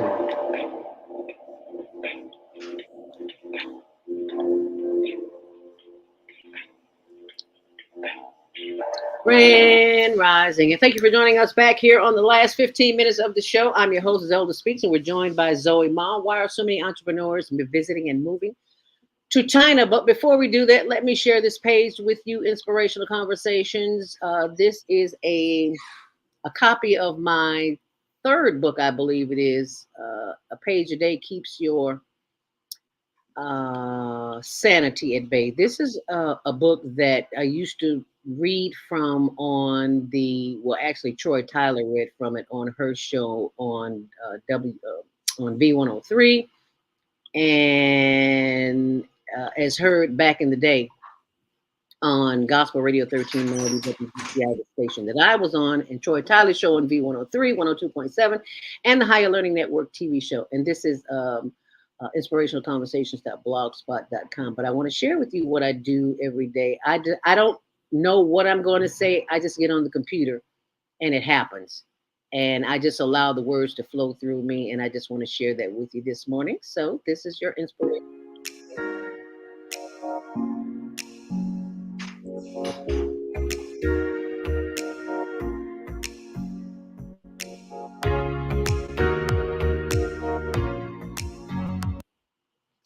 And of course, it wants to act crazy, you know.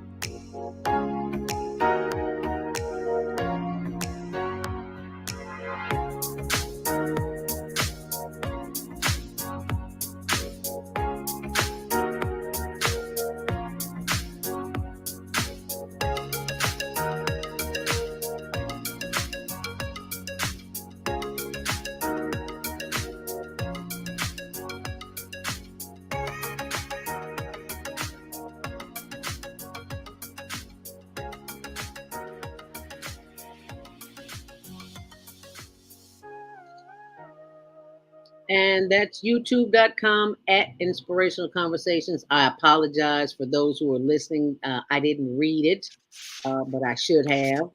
But you can go to our YouTube page and find it. So it's Helen Hansel was able to win any competition she took part in. She was known as the contest queen.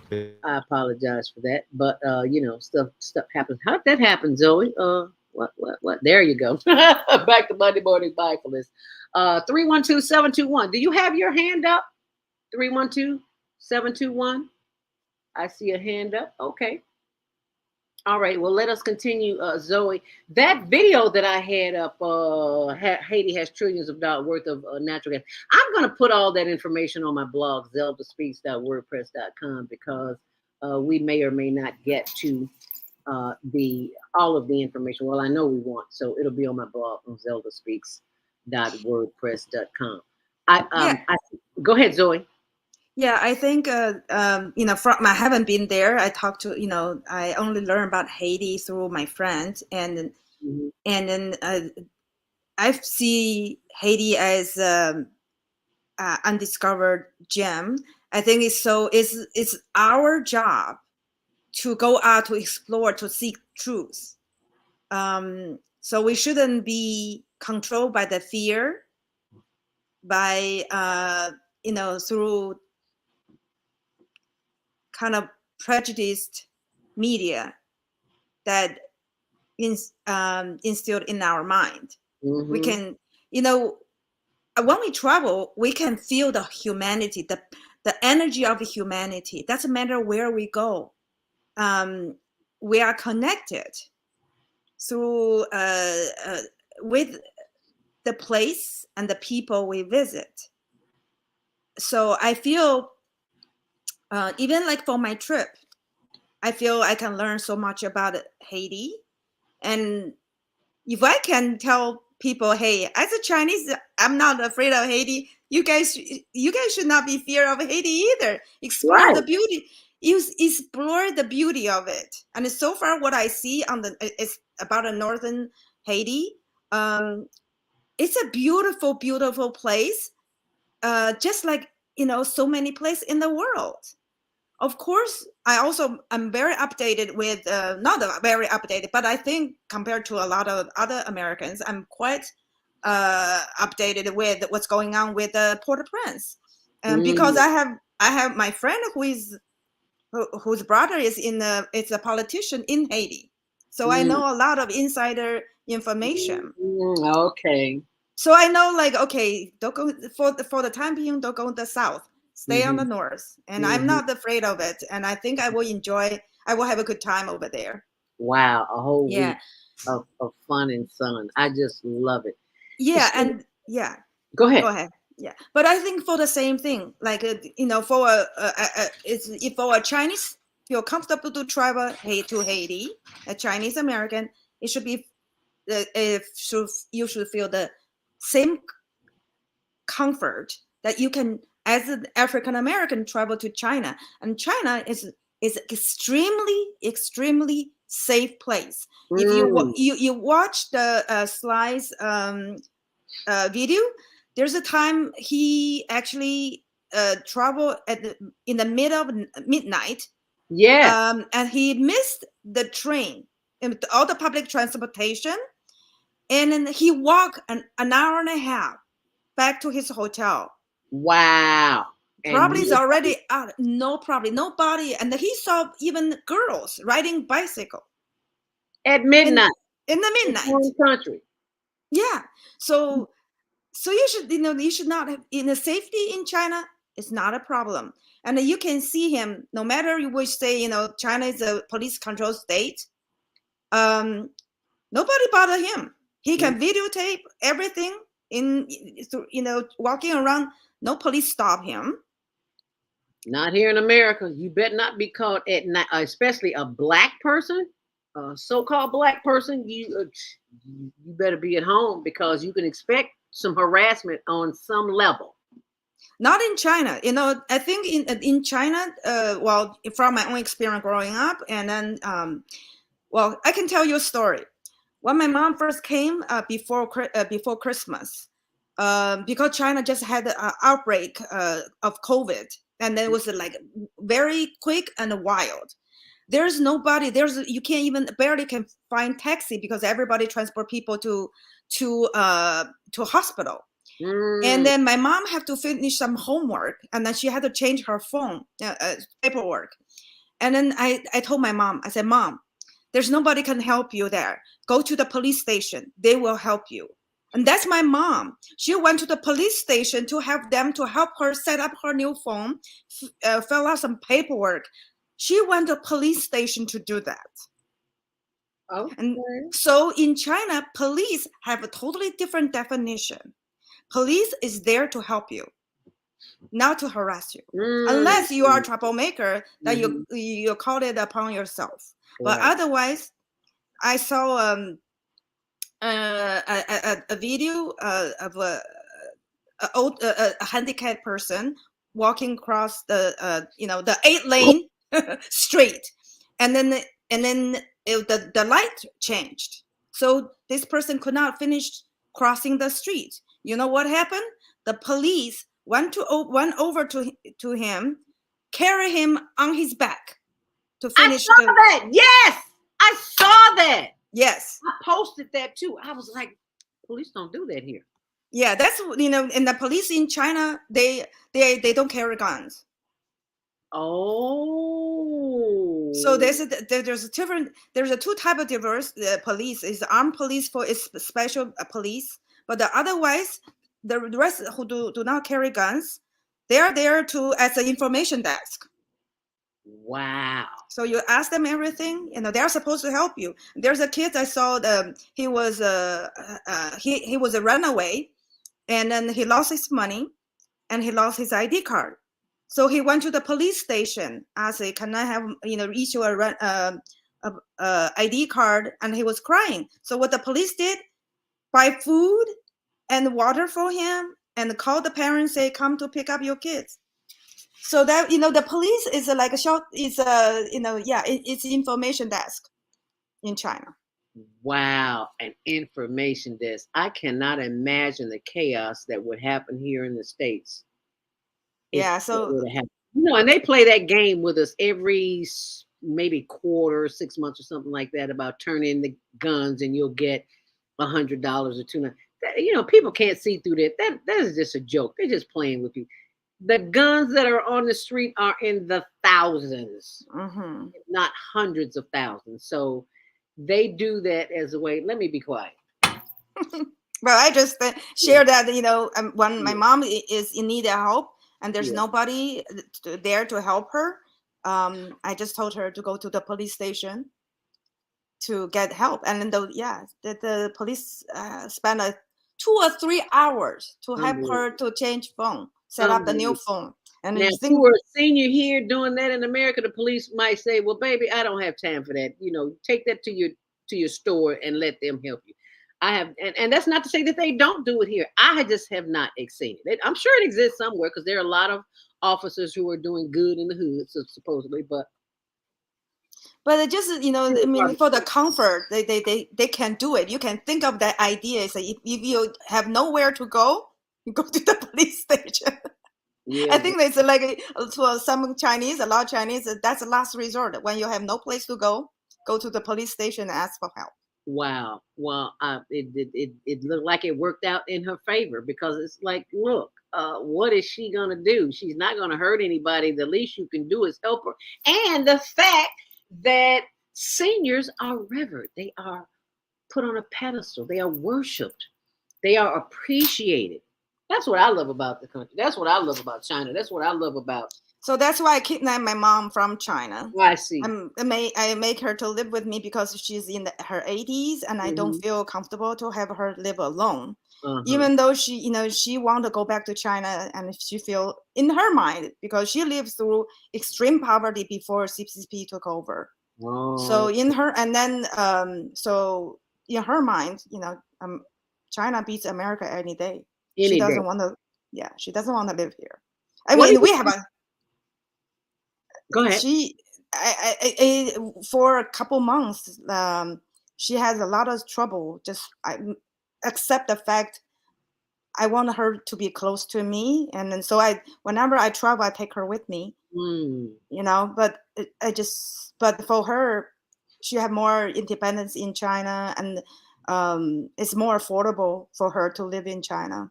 Than here, yeah, I can imagine. Than here. What do you say, especially about living in China? What do you say to the young people or older people, anybody who is thinking of visiting another country such as China or any other country? What do you say to them to help them move beyond their comfort zone so they can see how they have been conditioned in America to think the way that they think? What do you say to those who are hesitant? Somebody might be thinking about taking a job there, but they might not speak English. They might not do this. They might not do that. What do you tell them? What do you say to them? Well, you know, I think just okay. You go vacation anyway. Go some. You know, that's I would say like in China for African Americans. Go to like southern China. You know, you can enter from Hong Kong, go to Shenzhen, cross the border to Shenzhen, and then you know Shenzhen is also the ultra modern part of China. How are you spelling that? SHENZHEN. I can type it to you and type. But that's the Silicon Valley of China. That's the who? Silicon Valley of China. Oh, Silicon Valley of China, really? Yeah. Okay, So I mean, so that, and then you travel to Guangzhou, Shenzhen. Yes. And you know that's just across from Hong Kong. You feel comfortable with Hong Kong, you just cross the bridge, go to Shenzhen. Okay. And then remember, this city was built in the middle of nowhere 40 years ago. It was a fishing village, has nothing. But this is it's the futuristic city of China. Wow. You would have us think that, not you, but the media would have us think that America is the greatest place in the world. And that is so not true. America has a lot to offer, but there are other countries all over the world that we need to see. And that's what I love about the young people. They have no fear. They just go. And then, so from Shenzhen, you take a train ride, maybe 2 hours, 3 hours, and maybe on the high speed train, very comfortable, to Guangzhou. And in Guangzhou also have a place called African Village. Spell Guangzhou for me. Guangzhou is GUANG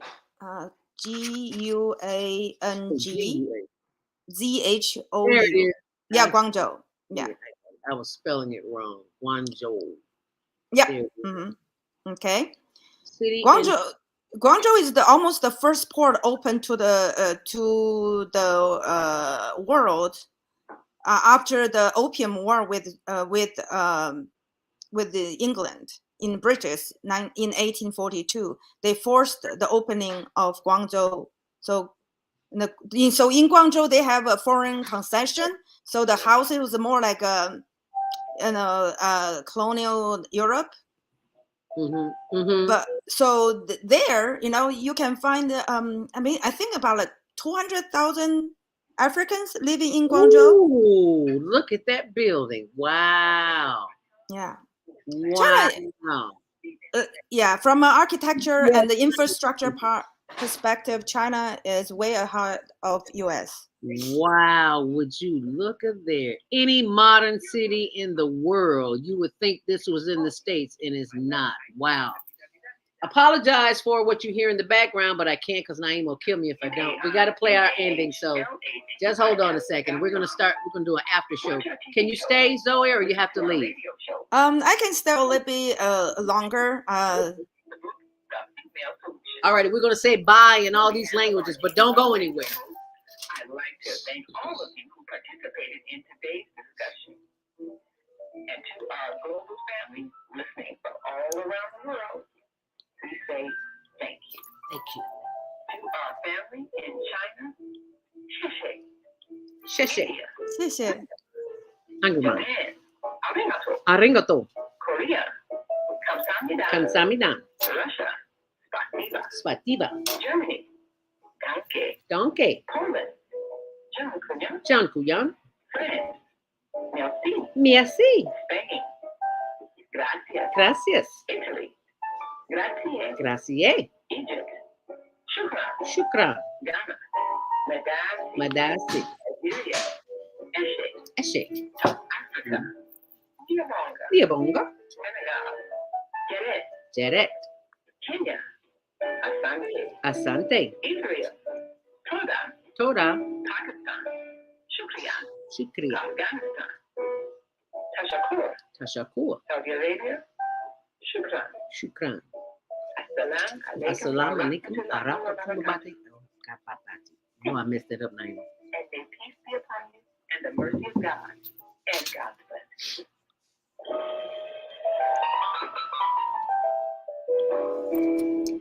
And that was our greeting. Push one on you. If you're on the switchboard, push one right now if you want to speak, because otherwise you won't be able to, as I bring in the executive producer of the Female Solution, and that would be Naima.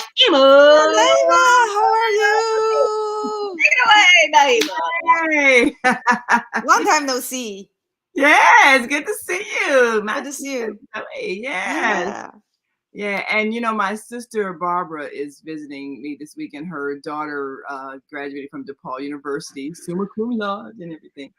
And so we had the family in this weekend for her graduation. And Barbara, of course, has her older daughter lives in China, as she said. And also, she just got back from Israel. So she's a well traveler. Yeah, she's going to be guest on our Saturday host show, Deborah, Moving Around with Deborah. She's going to tell us about her Israel travels also.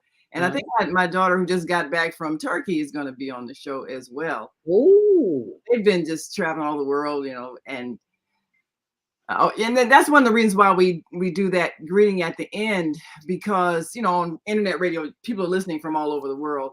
And something that Atala Shabazz said when she visited the Betty Shabazz charter school that my daughter attended, and she visited there and spoke, and she said she knows how to say thank you in 33 languages because she traveled all over the world. She said if you don't know how to do anything else, you should know how to say thank you, because you're always going to need help from somebody.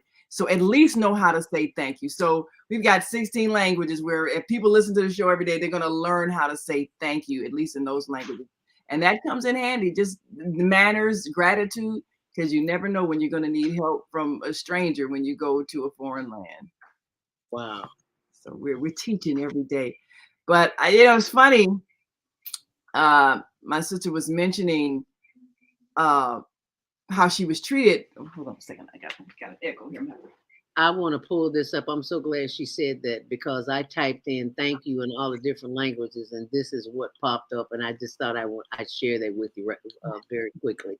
When you go to Google and say type in thank you, they show you the Greek, Hebrew, Hindu, Malaysian, and 24 more rows. Yes. There's a lot of way to say thank yous. Right. And what was funny, because my sister, she's chocolate brown like me, got kind of a round, big smile, and she wears locks in her hair. So when she went to China, they thought she was Whoopi Goldberg. And they were like, they were excited. She had paparazzi following her around. And, everybody want to take a selfie and picture, grabbing the phone. Everybody it was just, she had me dying laughing to me about that. But I was like, I guess Whoopi Goldberg didn't know she had a big following like that in China. Wow. Yeah, you never know. You would, and it was so funny because she said, wait a minute, how do celebrities deal with this? People all in your face everywhere you go. First day it was fun. She's like, I'll smile, pose, and then the second it was like, oh yeah, okay, I'll take a picture. The third day she was like, oh my God, I can't believe this. I can't go anywhere. Everybody's like, oh, picture. Whoopi Goldberg, picture. And want to take a selfie. Wow.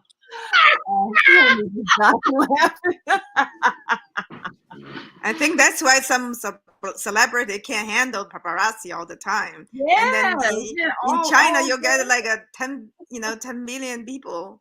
Yes. Follow you. Then there's even, that's That's not easy. That's not easy. And everyone becomes every foreigner becomes a celebrity in China because there's always enough Chinese have never seen a white person or a black person in their whole life. Wow. And they just, when they look at them, it's not because they what one thing's like talk about and everybody talk about the stairs in China. Yes, okay, yes. they're just saying because it's not that they have a harbor some bad thing. Good. It's more they are curious. It's like how you look different. How we eat. We breathe the same air, in same food. How we turn out look so different. So when they're staring at in their mind, they're just processing that information. Okay, and they try to figure it out.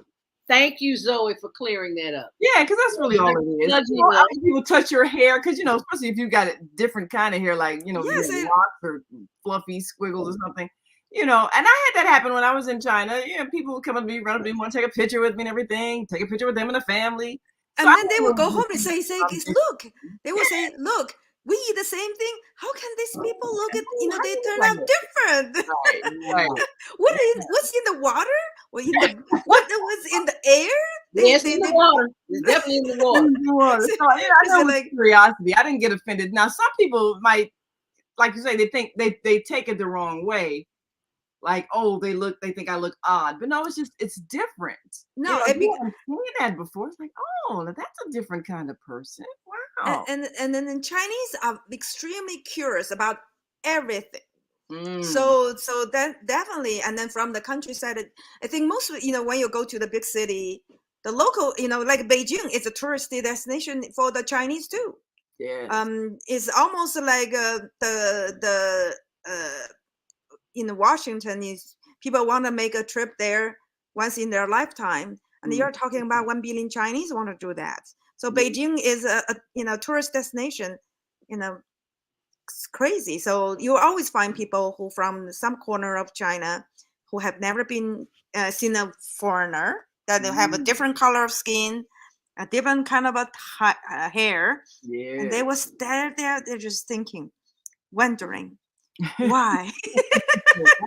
So nothing bad about that. It's just they try to figure out. They are mentally processing that information. Yeah. What's interesting though, you said about the police, which I also noticed, you didn't have police with weapons. But one thing that I realized, the reason why the United States is the way it is, the police here are used to generate revenue.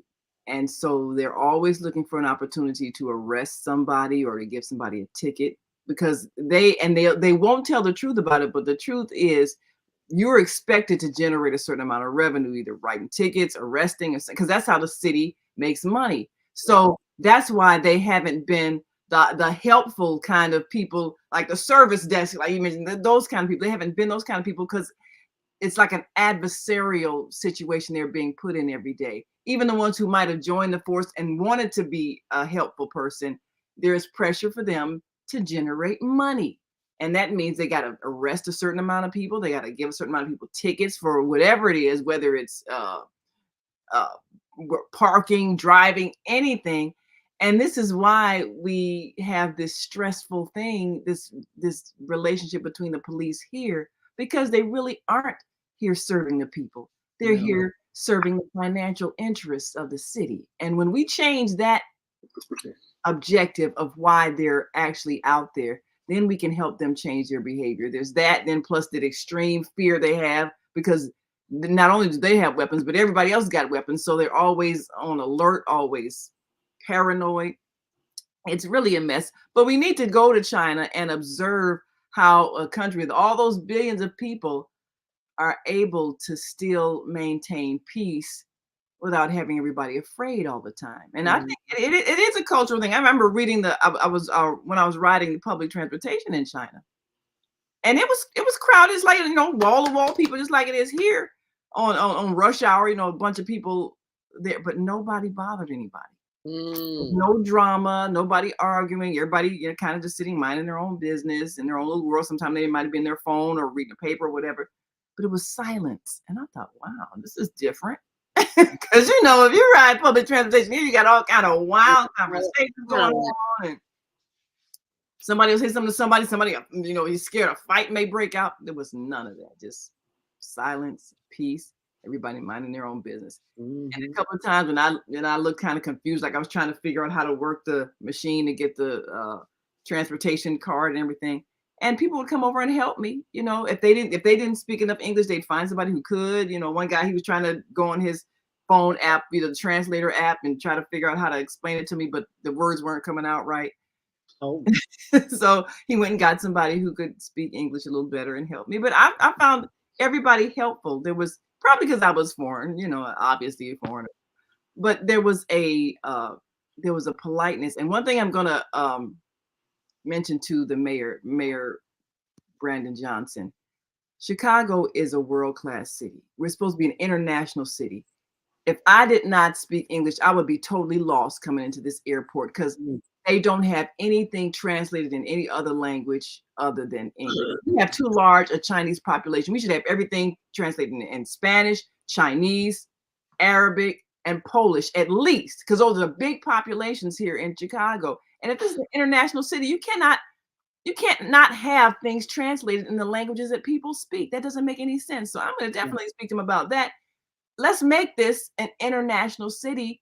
Thank you. Where people can come here and figure out how to get around.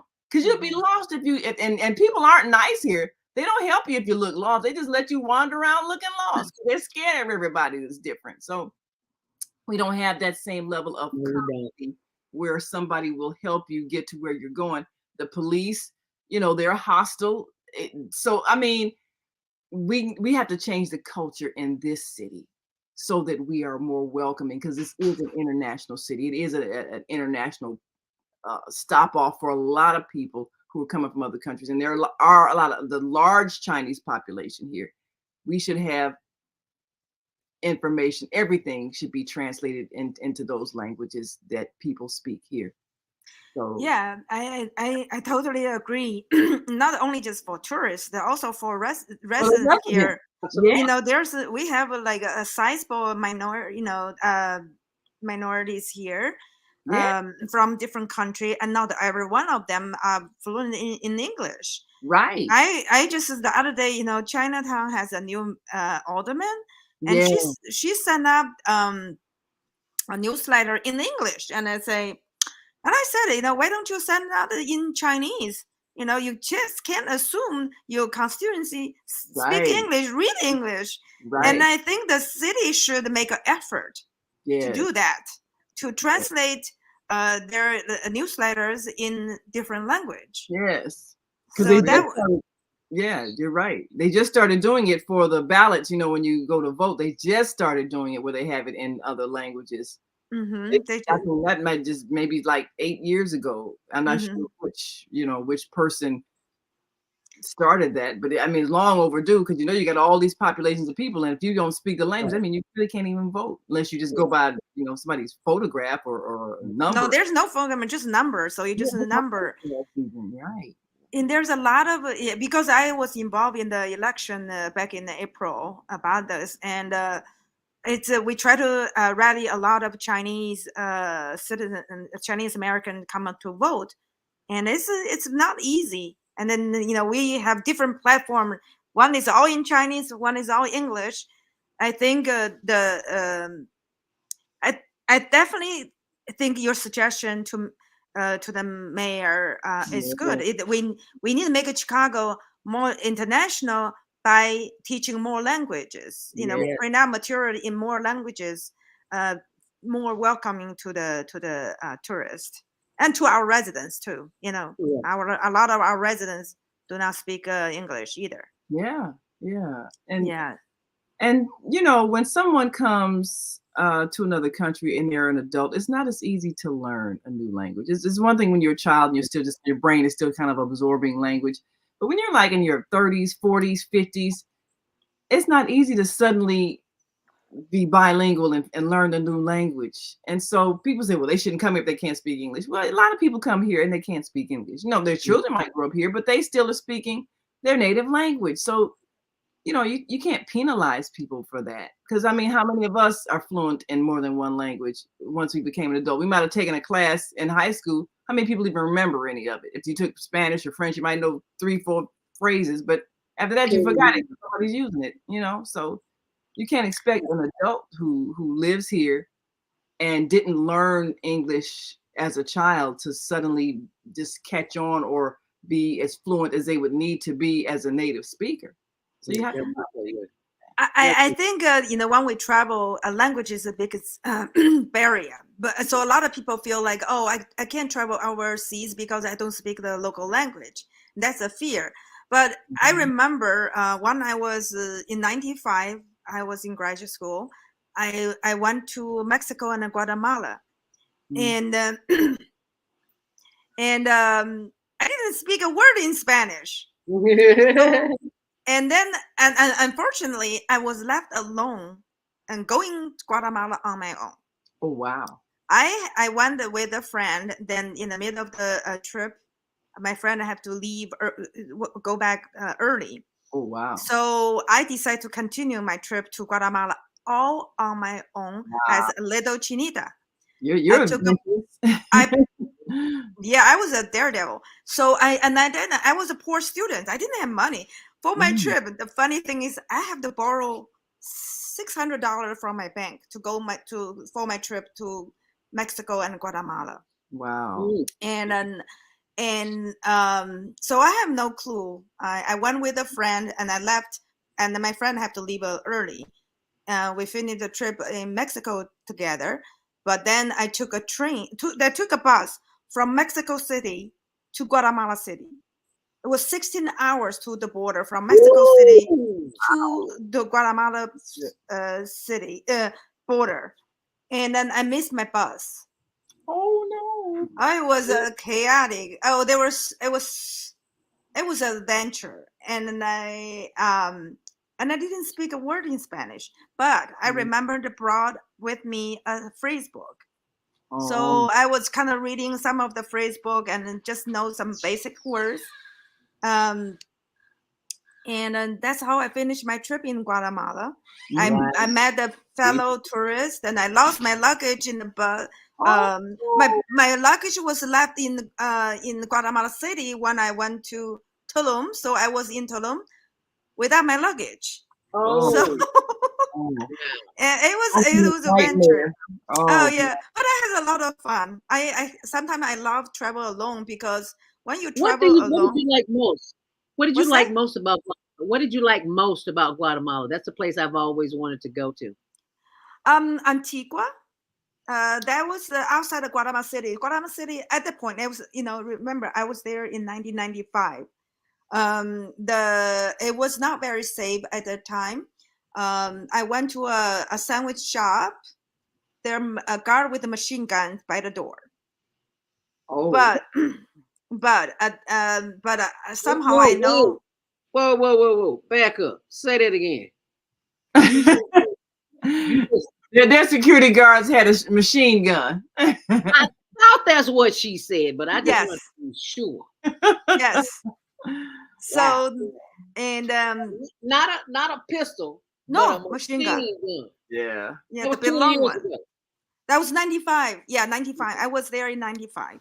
Yeah, I thought that when I went to Liberia, the military on the street with the machine guns. I'm like, oh my, because I guess they just had a military coup not long before we went there. But there, see, even those in any country, there's a spot that actually are quiet and peaceful. So what I heard is the Antigua is a very international city. So I didn't stay in Guatemala City. I went straight to Antigua. I got on the bus. See, just using a phrase book. So when you were saying, when people, what I suggest to people who want to make a trip to a country who do not speak English, bring along a phrase book. Yeah. Or now your phone. Before there was no phone. In your phone, your cell phone has in the phone. Maybe some apps that can help you translate, and a lot of Chinese using that. But that's what I did. And so I used my limited Spanish learned from the Facebook, went to Antigua, and it was beautiful mountain, and there was a very old Spanish like square, very beautiful. And I went to a village, across a lake, and then I went to a church. I remember. I didn't understand a word in that church, but somehow I got information through my limited Spanish from the Facebook that that village, 800 population, mostly widows. Wow. Really? Where is this at? A town outside of Antigua.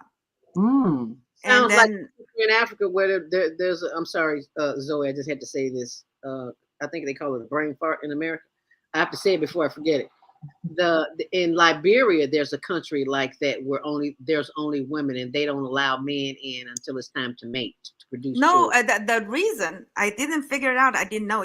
95, I only came to United States for 1 year. I didn't know anything much about America. Wow. But what I find out when I was in Antigua, that the reason they were all widows because there was an uprising of a peasant uprising. Oh. And the American-backed government force killed all the men in the 80s. Oh wow, it's horrifying. Yeah. So from there, well, before I came to the United States, America, it was glorified. Yes. Okay. And so as I stay in the United States, observe, when I go out of the country and listen to, there's a lot of things that you don't know about it, and people are not told unless you go there and find out the truth from the people who been through themselves, who are living there, who live there, and then whatever the event was part of their life. Just like I said earlier, when people talk about the Beijing event in 1989, only people who were there know what really happened. Wow. The media will not tell you the truth. The media is just one person's perspective.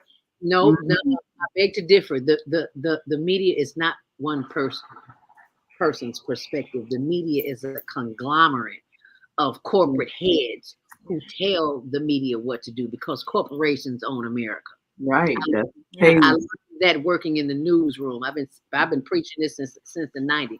Nobody hears me. So now the veil is slowly beginning to drop, and people are beginning to see that. It's not one person. It's a whole, it's a right.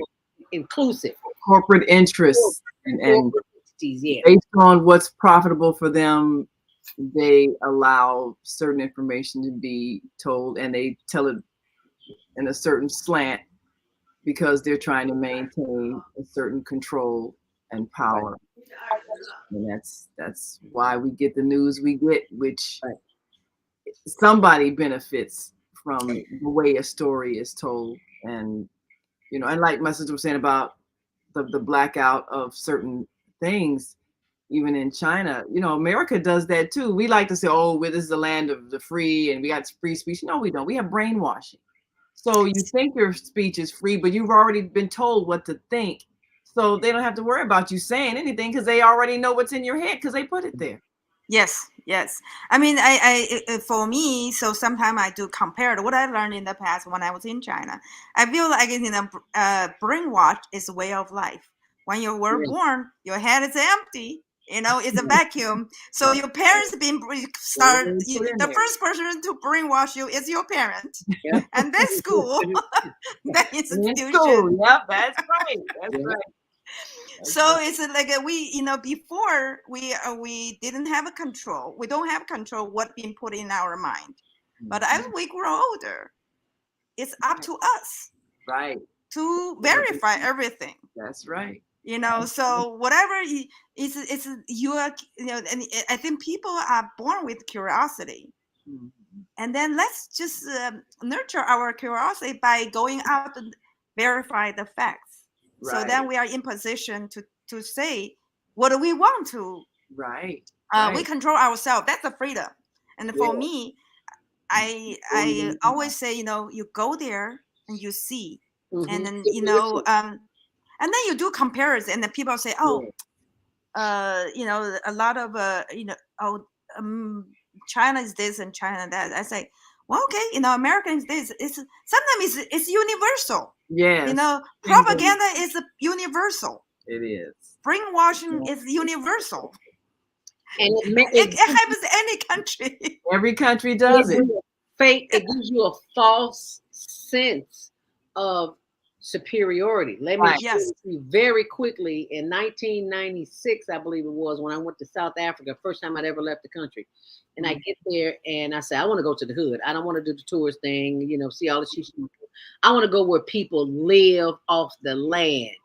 So I went there and we riding. It was the longest drive I've ever experienced in my life. I'm sitting, there's 4 of us in a Jeep, and the roads are not well paved. I mean, it's like through the jungle. So hell on my knees, and I didn't have knee issues back then. It was just too tight. There was 4 of us. It was just too tight. Wow. So we stop at this little hut, if you will, and it's a grocery store. There's a lady there with a baby on her back, and now that's all you see in America is women carrying babies on their back. First they didn't do that. Now they learning how. Yeah. And I'm thinking to myself, oh, this poor lady has to carry her baby on her back. See, that's a Western mindset to push the baby in the buggy. The continent of Africa says when you're doing your work, keep your baby close to your heart or on your back. So I'm thinking to myself, with my Western mindset, they're so poor, they're so out of touch. I'm the one that's out of touch. And I'm thinking to myself, oh my goodness, look at what they're wearing. They're so shabby. Well, at the time, I didn't know that there was a lack of resources available for them to purchase their own clothing. So they don't match nothing. You got an orange shirt and green or purple pants and nothing matching. I didn't know that clothes were sold in bulk to the motherland. So when they come, they grab whatever they can because they have nothing. And I'm thinking to myself, this poor lady and this poor baby. I'm just having this conversation in my head. And something said to me, at least she knows what tribe she's from.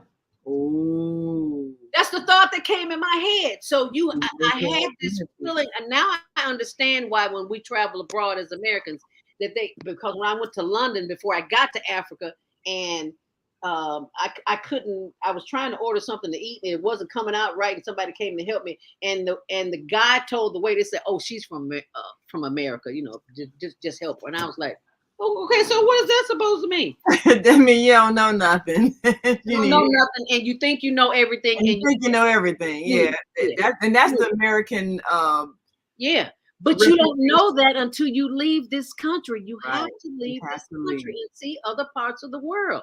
Right.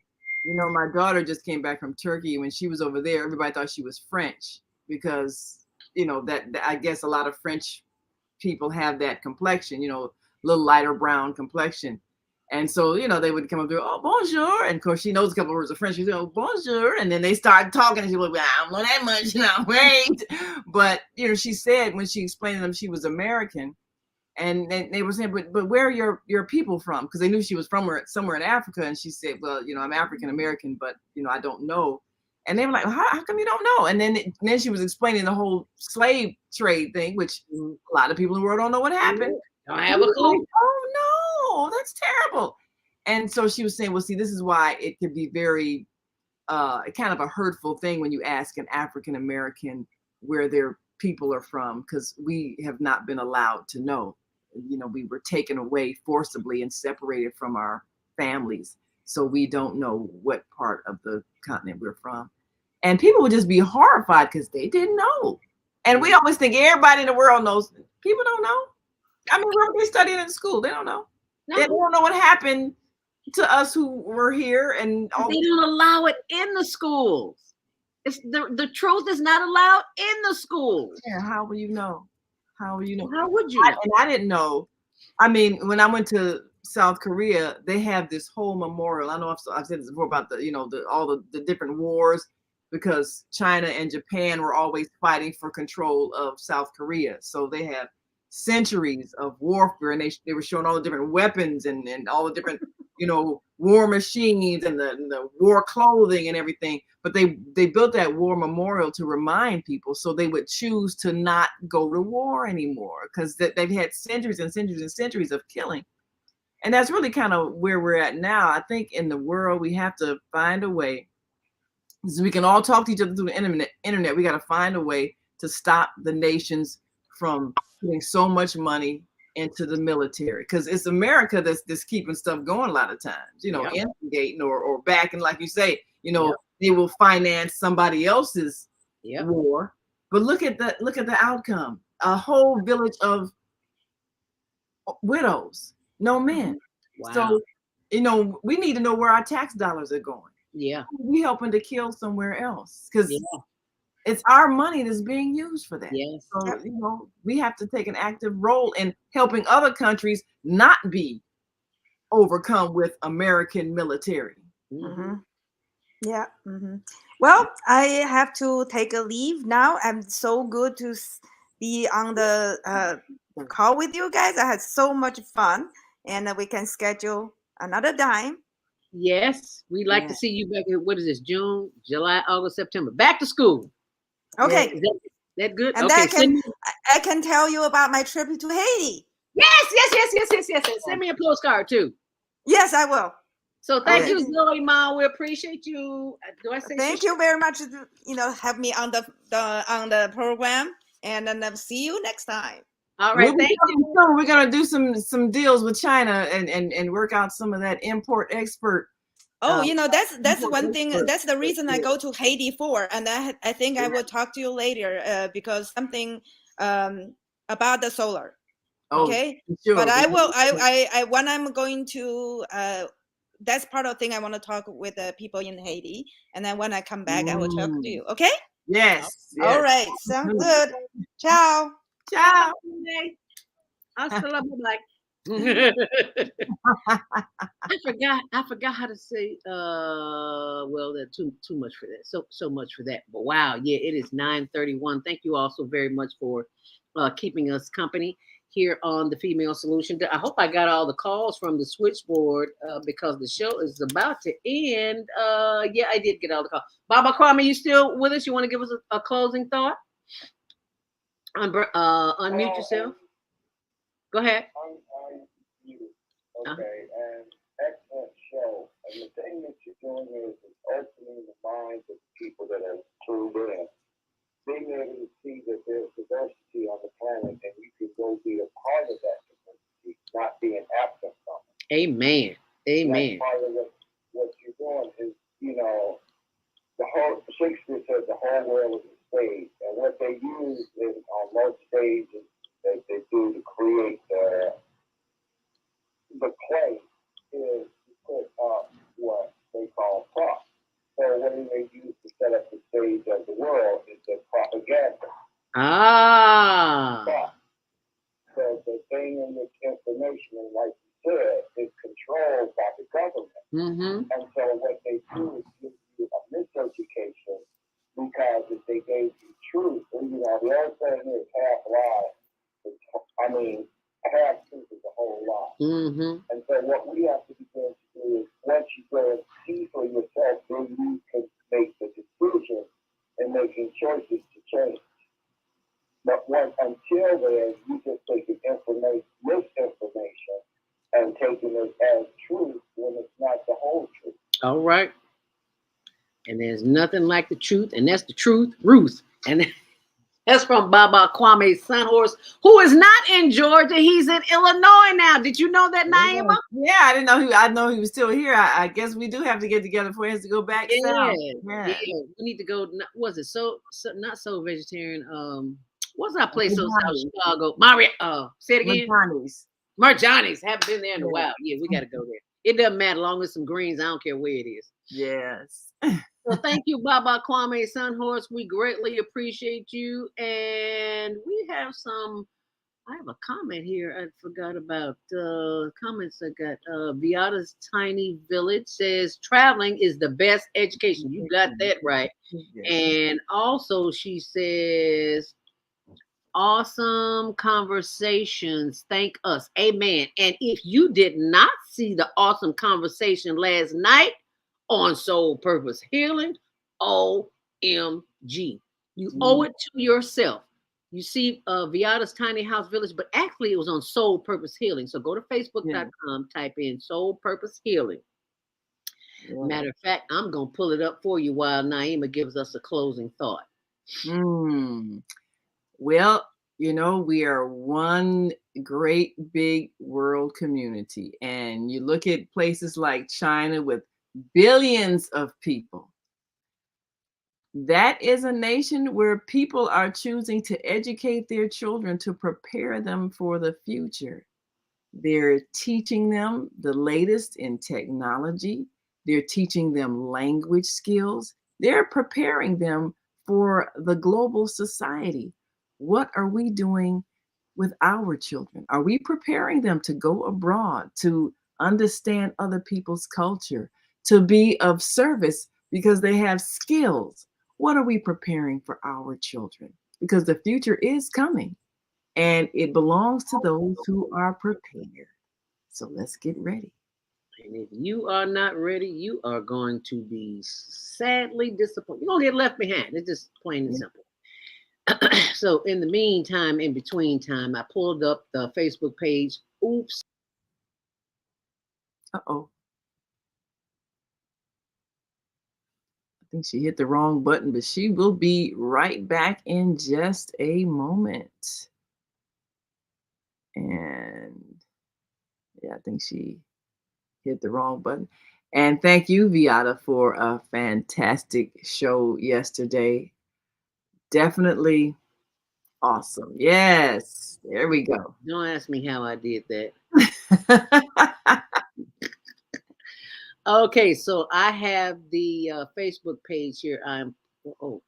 That's how I got disconnected. I accidentally hit the wrong one. I'm pulling up. Go to your Facebook page and type in Soul Purpose Healing. Last night, the conversation was, what was his name, Naima?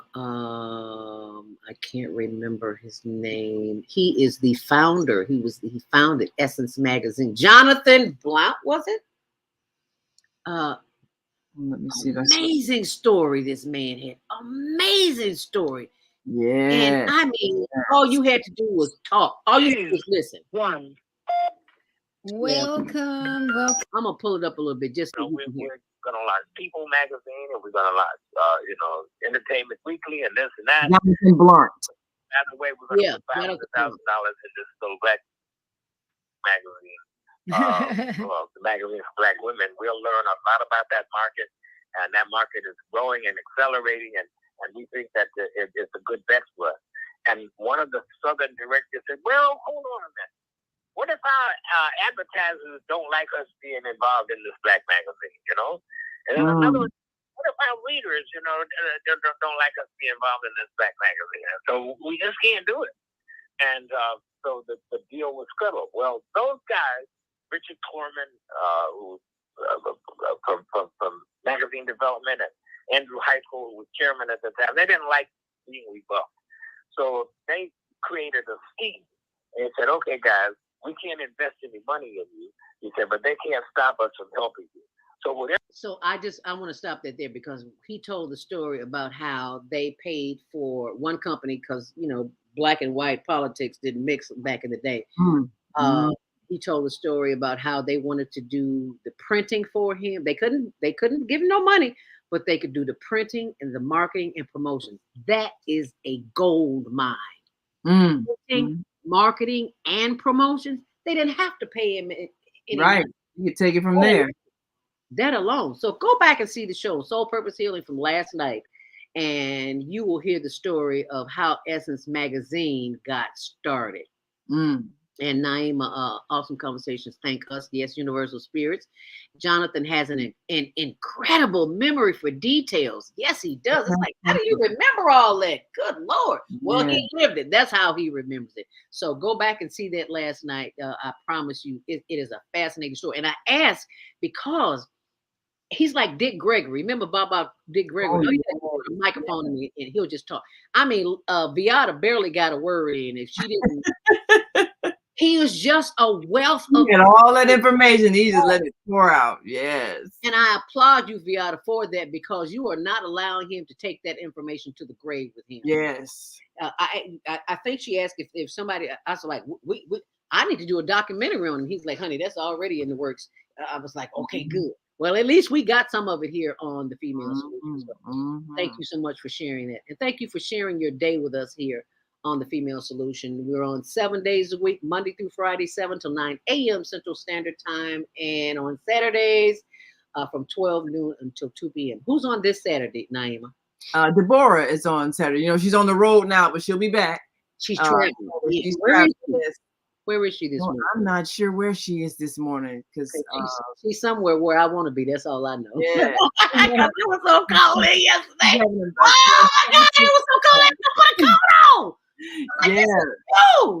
I think it's a bus full of women. So it's like a women's tour on, you know, she's going to give us the story when she. Oh, no, you didn't go. You didn't take your sister. We could have been broadcasting live from all over the place. Yeah, to take it next time. Back, the next trip, we going. Well, I don't care where you going, as long as there's some sun, we going. That's right. We're going. Yeah, so she's having an adventure for these last couple of weeks.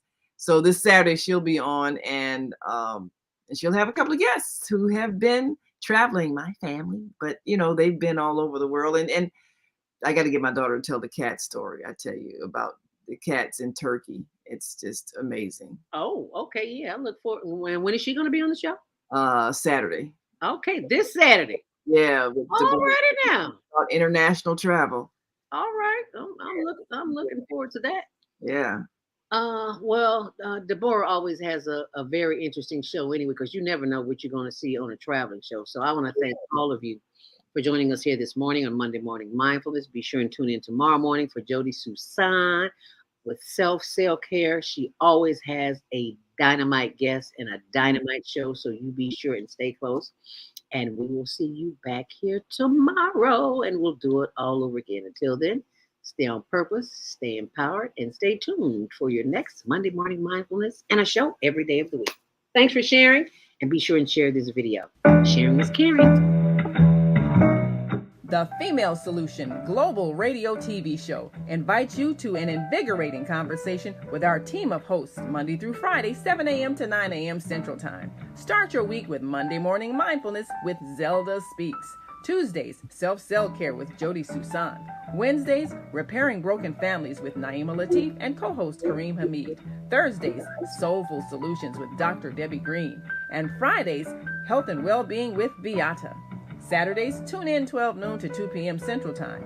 First Saturday, Success Strategies with Jana. Second Saturday, Wendy Williams Esquire on relationships. Third Saturday, Move Around with Deborah. And fourth Saturday, Wisdom with Mama D.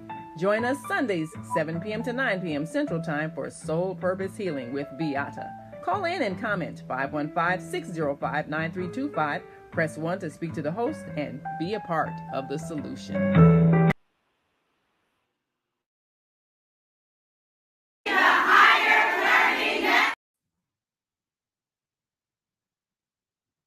Uh-oh.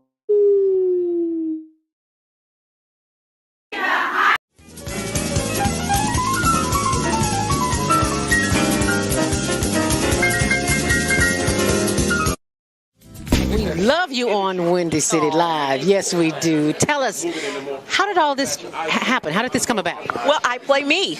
I play Val Warner in Chirac, which is really cool. So when people see this movie, they are literally seeing Val, and I am a reporter in the movie. We talk about the violence, but what can we do personally? I think we got to be engaged, and I think engaged in a number of things. In our block, in our home, in our neighborhood, we got to be engaged. We got to fight the issues. We got to fight a government that is abandoned, whole communities on the south and the west side. We got to fight a governor who's cut out every youth employment program, who's cut out violence prevention programs, who's abandoned our communities and the poor and the vulnerable. And I think we got to reach out to our brothers on the street and love them and respect them and help them, not just demonize them. I'll just say like this. First of all, give you the history of coming to Chicago and telling my jokes as a young cat. I'm 37 now. Started about almost 15 years ago. Elroy taking me under his wing, let me do some jokes here and there for the radio stations and all that kind of stuff. I learned that no matter what you do and how much of a genuine heart you have, and if you're coming from a good place, people are going to criticize if they don't agree with what you're doing. Yo, what's up? It's your man Tony Schofield from 106.3 Chicago's R&B, and you are watching Men on Higher Learning. Now, I used to hang around with some men that was into some higher learning. It just wasn't that kind of higher learning, but I got myself together now, okay?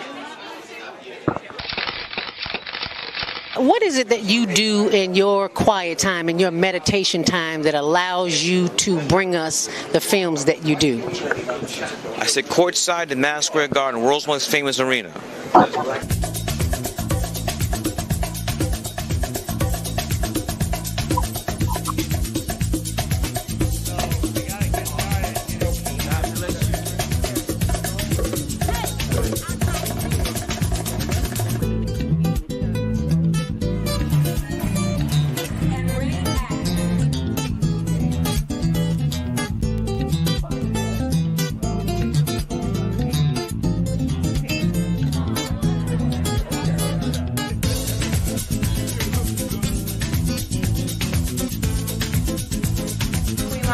And you're watching ZTV on the Higher Learning Network.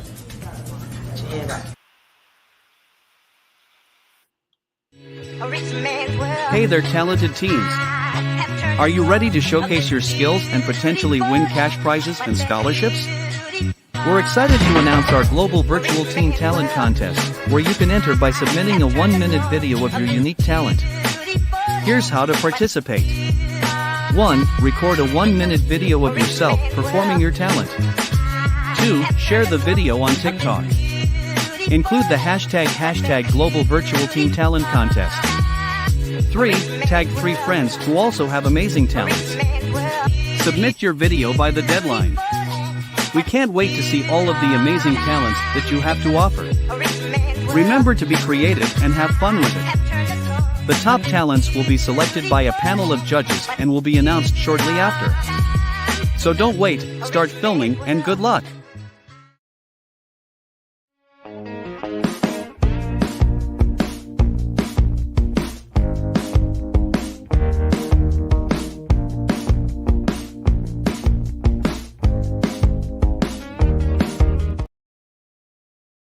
Are you stressed out?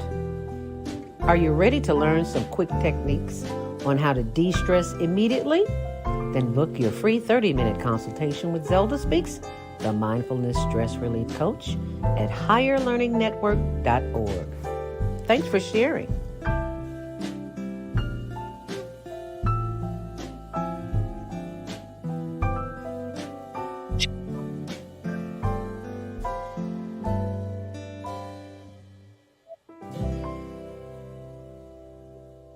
Are you stressed out? Are you ready to learn some quick techniques on how to de-stress immediately? Then book your free 30-minute consultation with Zelda Speaks, the Mindfulness Stress Relief Coach, at higherlearningnetwork.org. Thanks for sharing.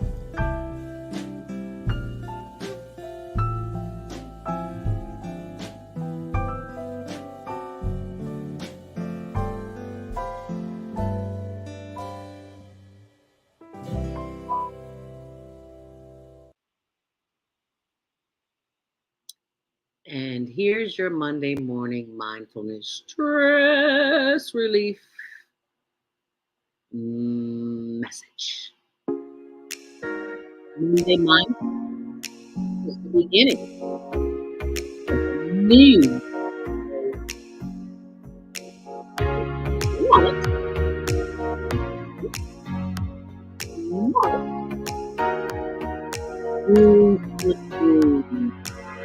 Know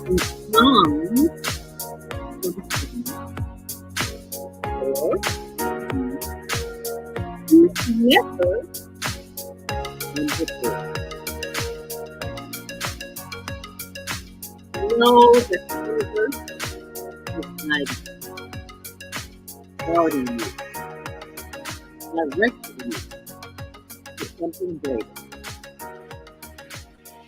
Take a long, deep breath. Inhale. YouTube.com, inspirational conversations for your daily inspiration. And thanks for sharing.